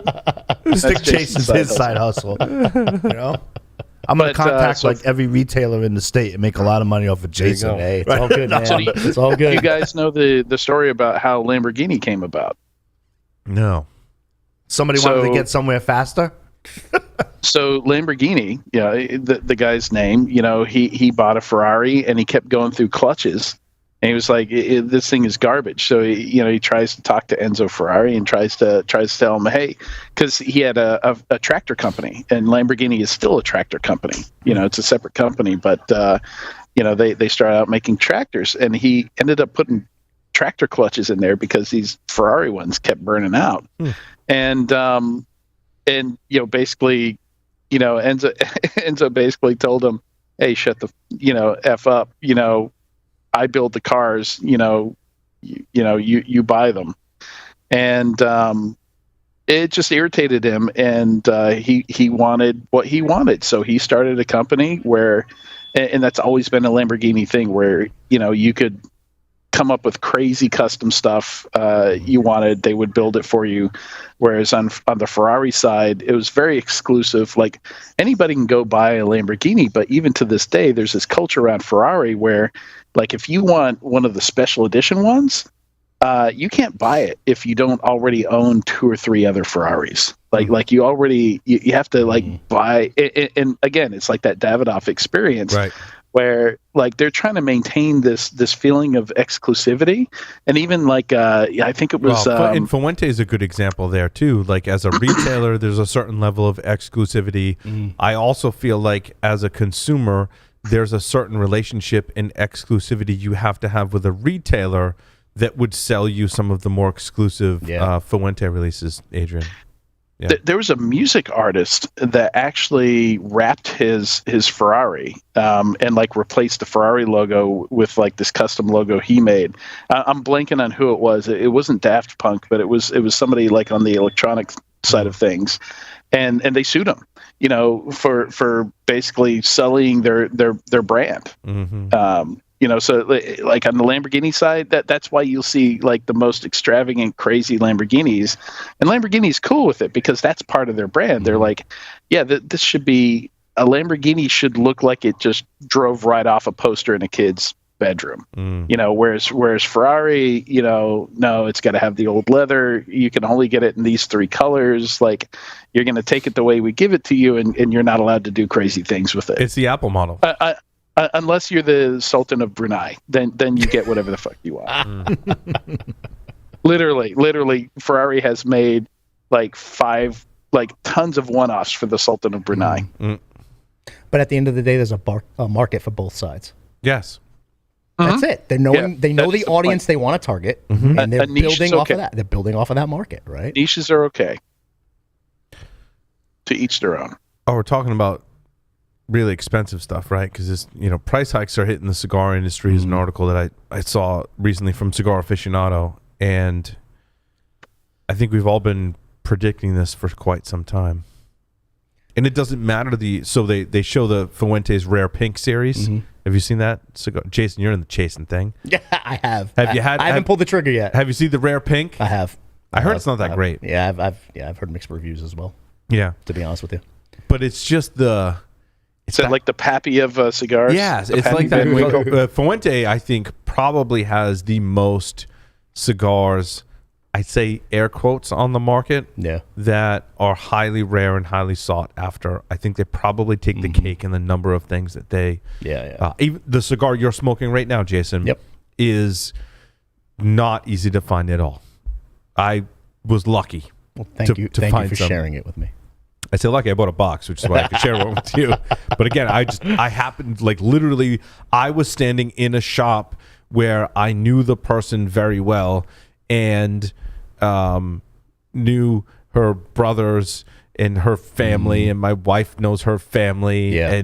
And I was standing there when they were delivered Fuente cigars, and they had a box of those, and I was like, Can I buy the whole? hookup. You got can the I buy the hookup. whole whole box? Because I've been, and not only did I have to have those relationships, I had to kind of show I've been looking for this cigar Right. for so long, and I've gone on the forums, and people Yep, laughed yep. at me about getting this cigar. And You had to convince them to sell it to you. yes, and I did, and I bought a box, and that was 10 plus years ago, right? And I'm kind of, holding on to smoking every once in a while to kind of do that. There have been the Cigar Family Charitable Foundation boxes where I got a couple more of those. It's one of my favorite Opus X's to smoke. Good. So, but very limited. Yeah. And you said 10 years? Yeah.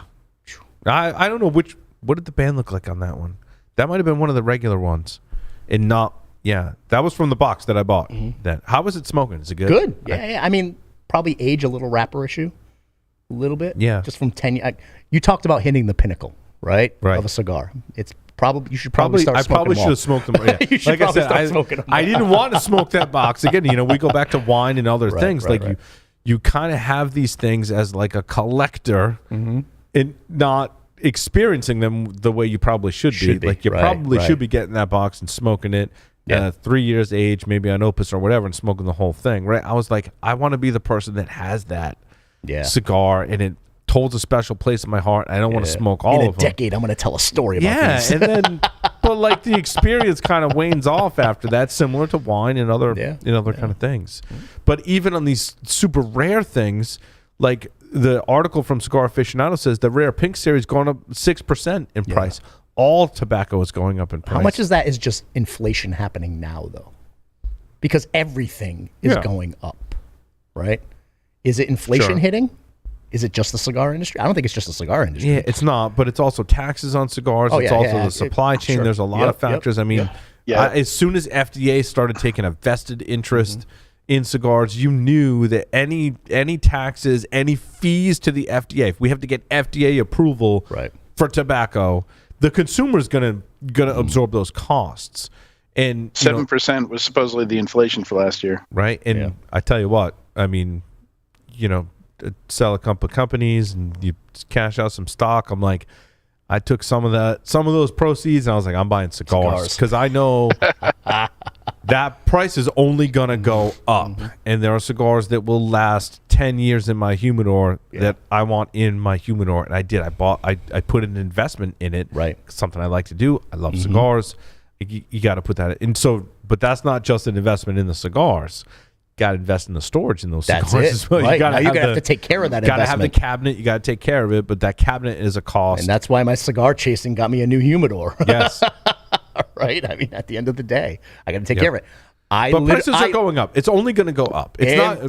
Cigars are not going to get cheaper. No, but you're right. It's the care and feeding afterwards, right? And every single day, my phone tells me exactly where all four of my humidors are.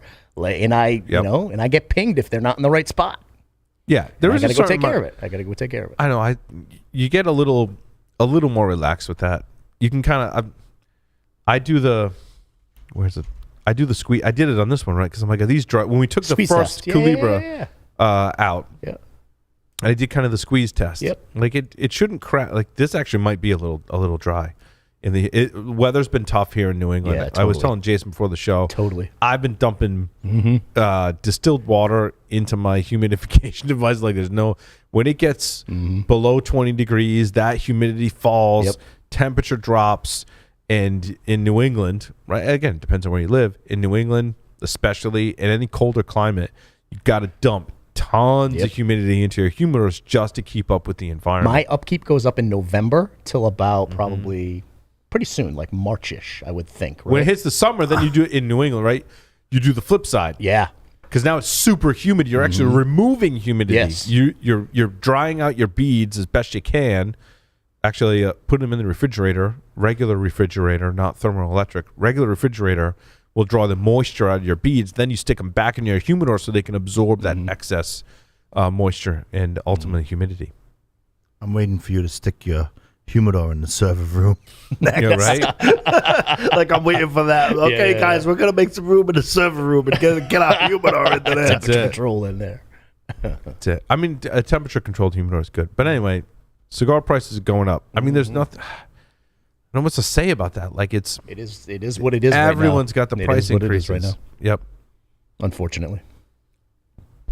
So that's why I just keep chasing, baby. Yeah, I think that's it. I think finding deals. I think getting a bigger humidor and stocking up is the way to go. Because I mean, these things don't go They don't go bad. Again, depends on the cigar and all those things. You get about a 10-year window. With most cigars, I'd say the window of 10 years is probably where you want to be. And then again, the community aspect. I mean, giving cigars, trading cigars, coming here. I've had so many great experiences just coming here with cigars because it's become my family, my community. You know what I mean? And the experiences you guys have given me in the cigar world, I honestly think you two mofos created this monster that you're talking about right now. I really do. You know, it is. And you guys have given me an education. That's why I love the whole community thing that we were just talking about. Right. And I get educated. I get experiences from other people. I learn from other people. And I dig that. That's what I like. Well, you talk about the cigar community. That's how Paul and I met from a cigar event. It was a blending event with Jose Blanco. Yeah. If you go way back in 2016, that's when we met. It was September of 2016. That's like awesome. we knew of each other. Yeah. You know what I mean? But we never. And then he's like, "Hi, I'm Paul Asadorian." I'm like, "I know who you are." "Hi, I'm Joe Snempa." "I know who you are." Yeah. You know what I mean? And then you know, we just started talking, and it's led to The crazy part is it mirrors the cybersecurity community. The security community is so friendly, so up for educating each other, so up for building relationships. It's an open community. Well, and 90% of it anyway. Well, yeah. And if I mean, the same thing in cigars. You gotta in security too. Like you gotta prove yourself, right? Like no one likes it when someone comes to them and just wants all the answers. If you show that you're researching and trying to learn on your own, and you want guidance and help, most people. That's right. Adrian thinks correct. 90% more than willing to help. Right. Right. And that's high in any community, though. I mean, you know what I'm saying? 90% is high in any community for that level of engagement and wanting to be involved, and that's why I love it. And if I could take a moment to say, like, you and Coop, like, you guys are freaking pioneers when you put this all platform together, like the Stogie Geeks platform. Like, when I mean, this show's what, 9 years old, 10 years old, like, you know, and now with COVID, there has been a huge resurgence of cigar podcast out there. All podcasts. All podcasts, but like cigar podcasts that are related to the community. And it's like, dude, like for you to compare like the cybersecurity community and the cigar community, and for you to come up with a business model that supports platform for you, like and it's not like you did this like 2 years ago. You did like talk about like I still get giddy when I'm here working in the cybersecurity and doing Stogie Geeks and all of that. It's like you put this together, and for you to have that forethought, like podcast's gonna be a thing in the cigar world, and then now you have, you know, everybody's got a little podcast doing their thing, and it just kind of makes me chuckle. Yeah, early to market, and it's great when they come together too, like Fuente Con out in Vegas. Yes. There is some overlap, certainly. Yeah, no, it's good. Early to market is important. I have not the only thing, but certainly I have that conversation all the time about Security Weekly and your insight into where the community was going to do this. How many years ago now? 15? 16. We started 16? in 2005. Yeah. I mean, come on. And Stogie Geeks was what, 2010 ish? When did we start Stogie Geeks? I don't know. It was on for a while. Yeah. But just kudos to that forethought, you know? Like my MacBook from 2004 that I obviously don't use anymore. I don't know how it got there. I found it the other day in like a box and whatnot. Yeah. It had a Stogie Geek sticker on. Beautiful. And I'm like, That's oh awesome. my God. That's awesome. I'm like, this is crazy. So how the it hell was, did I get this sticker? Like, it was you know? 2011. 2011? October 2011 was episode 1. Wow. That's crazy. Where we featured a Tatuaje the face. Nice. Yep. Where was it going next? Hold on. OG. Oh, I smoked the Partagas Limited Reserve Decadas 2021. Really good cigar. I like that one. I don't know if it deserves like a higher price tag or like a whole bunch of seeking out, but it's a really good cigar. Nice. I do want to say, let's see, what was the wrapper is Cameroon. So the 2020 was a Cameroon, and I think the 2021 as well is like legit Cameroon, like from Cameroon, Africa, which I can't even imagine now with the pandemic. How the fuck are you getting cigar wrapper tobacco out of Cameroon, Africa, with all supply chain issues like that? Right. Has to be super difficult. But yeah, they come out with this cigar. They've come with this cigar for quite some time. I've smoked some. I've definitely been at Joyle's where they had like tons of previous releases of this Decada cigar. And I smoked a couple of the older ones, and they're really good. I want to say I think they all have that Cameroon wrapper on it. But the 2021 is the one that just came out, and it's really good. Comes in its individual wrapped coffin. They're like $15-ish. Again, price is so hard when we quote that on the show, right? Yeah. It depends on where you find it, whether it's on sale, whether it's local, what your taxes are. You know, give or take, definitely several dollars, you know, per cigar. When we say that, $15-ish. It's pretty good. I implore you to seek it out and try like a $5 or whatever. Yeah. This show got me to want to find the Skinny Monster Jason, like we talked about before. I have some Skinny Monster boxes somewhere. You can find. The Monster series is really difficult to navigate, right? Because he came out with a regular release for so many years. And then he came out with the Pudgy Monsters, which were short Robustos. Then he came out with the Skinny Monsters, which were like Lanceros. Yeah.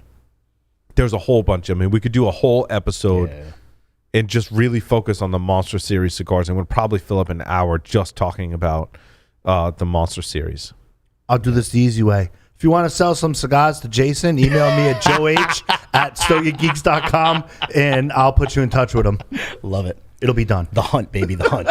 Some of the earlier ones people say were the best. The original release was like the Drac and the Boar.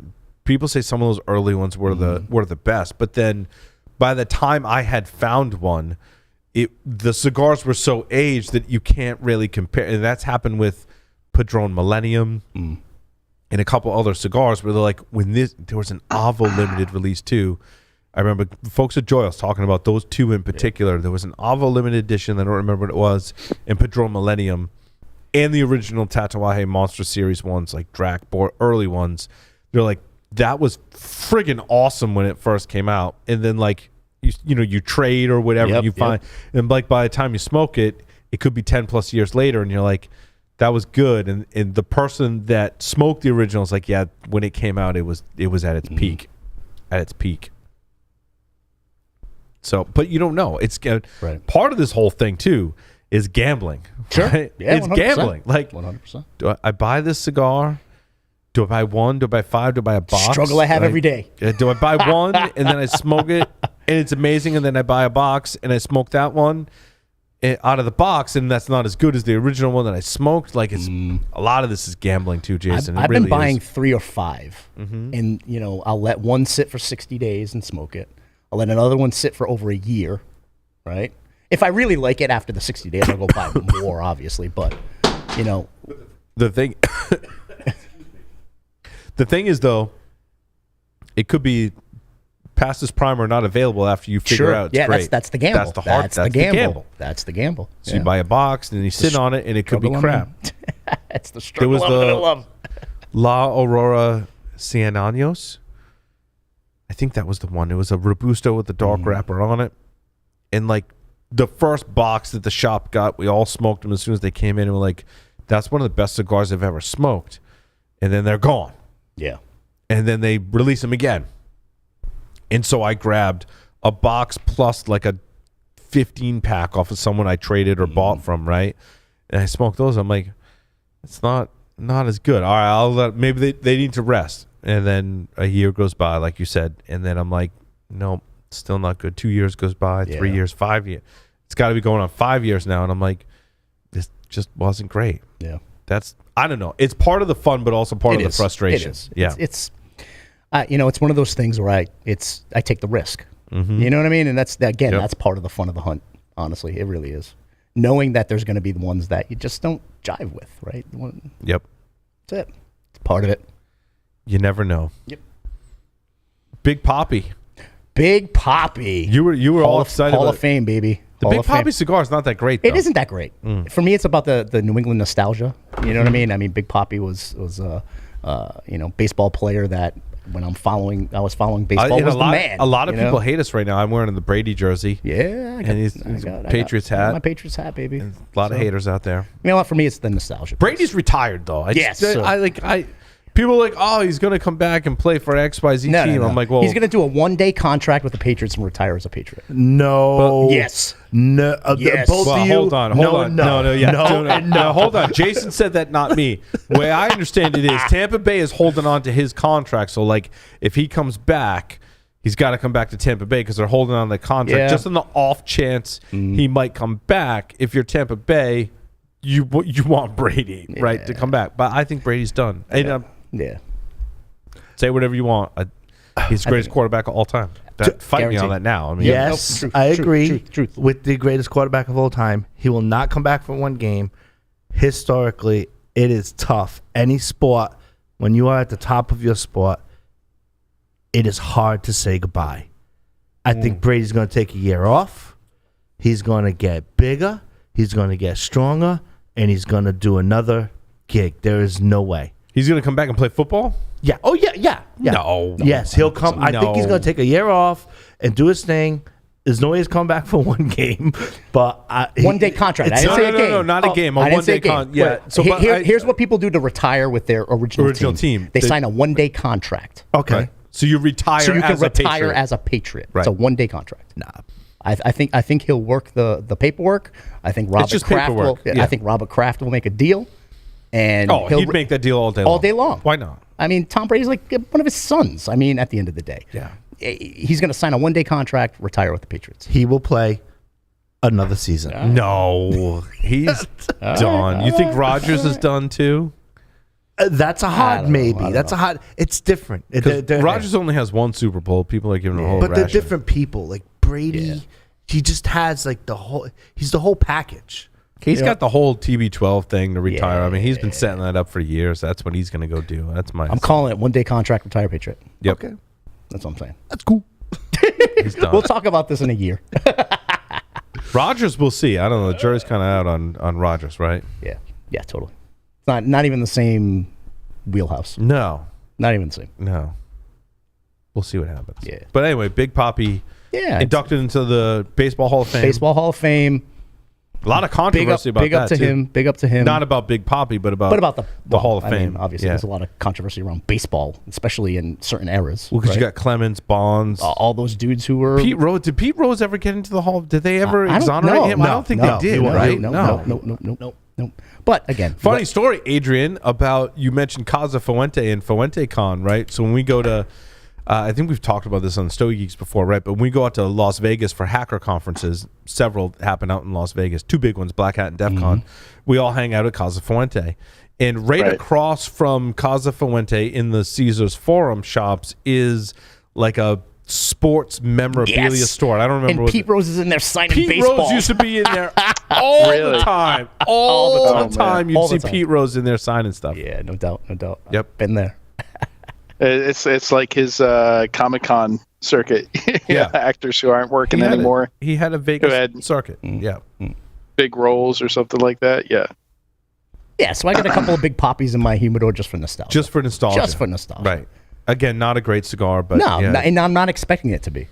But whatever. It is what it is. It's part of Speaking of football, I've got some of those LFD football cigars. Oh, do you? Have you seen those? Yeah. The ones that look. I've got a couple of different. I think I've got 2 from 2 different years.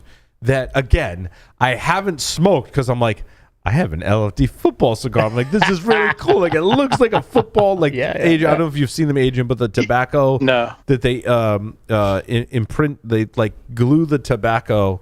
It's a work of art. It is. You guys should do an episode where you just do a tour of your humidors and like the interesting stuff that you've got. Yeah, popular request. I was monitoring the wrong chat, and I'm like, wow, there's no one's really chatting. Manny's on our chat, and Manny said that we should smoke all 3 at once, all the cigars. So I'm catching up with it there. All of what 3?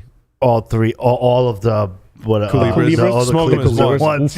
Yeah. I have once. I was at a cigar tasting, and I was smoking multiple cigars at once. You know the ones where they, I forget what they call them now. There's a name for them, but they take all of the filler components and they roll a cigar with just that one filler tobacco. There's a name for it that escapes me at the moment, but. And so I was like smoking like 2 or 3. I have pictures of me smoking 3 of the, I can't think of the name, 3 of them at once. But it was just that one filler tobacco. And that's part of the blending process. A primer? Is it? No? It's not the primer. Okay. Part of the blending process is they take one type of tobacco from one crop of plants from one priming, and they roll it together, and you smoke it, and you're like, okay, that's what that flavor will bring. Then you may take a different plant from a different priming, and they roll that into a small little cigar, and you smoke that, and then you're like, I think that would go good with this one, and that's how you bring your blend together, and then you roll a cigar with the 3 or 2 or 7 or 8 whatever different fillers together, and see how that tobacco goes together. Then you put the binder and then the wrapper on it to finish the cigar. So the one time I did, to Manny's point, smoke multiple cigars at once was it was like smoking one cigar because they were from a specific plant and priming, in those cigars. It was not great. Like I got a headache. Like it was bad. It was bad. It was. Yeah. I don't know how. I mean, the folks that blend cigars and do that, it's a lot of smoking, a lot of cleansing your palate. It takes a lot of focus and a lot of energy too. Like your palate gets tired, like the whole thing. Yeah, we did that with the Alec Bradley tasting here. Yeah, there's a lot. Aurora had a event. Jose Blanco does it. Light Your Legacy was the La Loga. Jose does it differently, where you'll have different. He has a cigar that has like 4 or 5 different wrappers on it. So they'll wrap one portion of the cigar with one wrapper, so you can see how the filler and the binder it interacts with the different wrappers in a blend. Yeah, it's pretty cool. Yep. And then they did like the Legacy with La Aurora. Then Alec Bradley separates it, and then we did it here on Stogie Geeks, and it was cool. But you do get a lot of it's a lot to consume. You got to cleanse your palate. I recommend Stogie Geeks listeners, anyone that hasn't done a blending seminar of any type where you smoke the individual components of a blend, then you might smoke with the binder. Like there's all different ways they put it together. You have to do one at least once in your lifetime to really, because that helps you as a cigar smoker really appreciate the final product, but also helps you kind of get in tune with your palate. We hear these people from COVID, and I feel bad they lose their sense of taste and smell. That really sucks. One of the ways they're getting it back is stuff that we've done in cigars to really get in tune with your palate, to smoke the individual components of a cigar and go, where is that in my flavor wheel? Is that chocolate? Is that cedar? Is that whatever it is, right? Yeah. And make those associations in your brain. Right. Whether your palate has been disrupted from some medical issue such as COVID or not, thankfully, hopefully not, but to make those associations in your brain reconnected is super important. So when I did one with Manuel and Noah, it was 2 things that help cleanse your palate in your senses. It was coffee beans in like a little glass bowl or cup or glass, and you sniff that and nice. Putting that through your palate helped cleanse it. And then it was straight seltzer water. I think even particularly like without ice, like just straight regular seltzer water helps cleanse your palate. So that's some of the tricks they do to kind of cleanse it. So when you go from one part of the filler to the next part in between, you smell the coffee beans, take a couple of sips of the seltzer water that cleanses your senses in your nose and your palate, and then you smoke the next portion of it. You only do that so long before your palate just gets really like your brain gets tired, your palate gets tired, your mouth gets only so long. Because I also think that you're smoking it differently than if you were to just take a regular cigar. Because your different mind, experience. Totally. Because your mind is hyper focused on trying to extract what that stick is trying to produce. Different, all the nuances. Yes. So you're like almost you're like honing in on one to hyper focusing and you can train it so that like when you smoke Criollo, 99, If you smoke just that, then when you smoke a cigar that's the finished product, you hope that your brain and your palate can work together to pick that out in the cigar. Yeah. But even, I tell you what, even people that do that for a living, even they're sometimes really hard pressed to go like pick out what specific types of tobacco are in what cigar. The best of them will say, like, yeah, I've been doing this my whole life. I've done this whole thing, but like, yeah, no, you really can't tell. You really can't. They're honest. They're very transparent. Yeah. Like, they're like, sometimes you guess right, but sometimes not. I think you're right when it comes to a mixture of blending. Individual ones, yeah, they do say that, Joe. Like, if you would give them I almost had the name of it on the tip of my brain too. But if you gave them a pure Criollo 99, just that particular plant from that priming, they can guess it. They can probably guess it. I actually did a blending kit with Rojas, and there's a lot of Criollo 98 in some of the stuff. And when I was on a tasting panel for Alec Bradley's new stick that's actually scheduled to come out this July,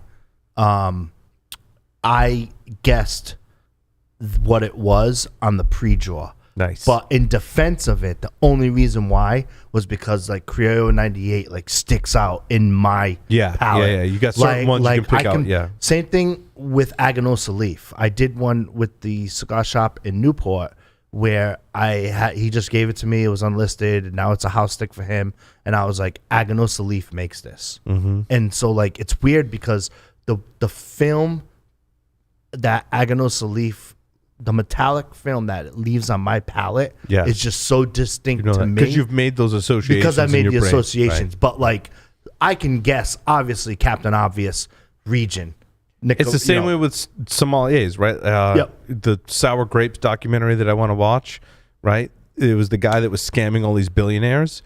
And, the collector was like, this is this particular wine. And the sommelier tasted it. He's like, absolutely not. Like, totally off. Everything is off about it. It's because they've trained those associations with their palate, taste, flavor, smell, the whole thing to go like, yeah, no, it's training. It's a skill and an art. There's a couple that really stick out in my memory. Yeah. But it's, you can tell a Dominican from a Nicaragua. Sure. Yeah. In general. I mean? Because the characteristics is so unique. Right. You know what I mean? But yeah, to hyper focus on that, I believe it's a lot of hype. That's why some reviews, I'm getting, the zest. Some of them are really prevalent, like the Davidoff hay. Oh, yeah. Like, that's a thing. Right. You know what I mean? Absolutely. So, I don't know. Well, thank you, everyone, for listening and watching this edition of the Stogie Geek Show. It's been so much fun. Absolutely. It's been a blast. We'll see everyone next month. Thanks for watching.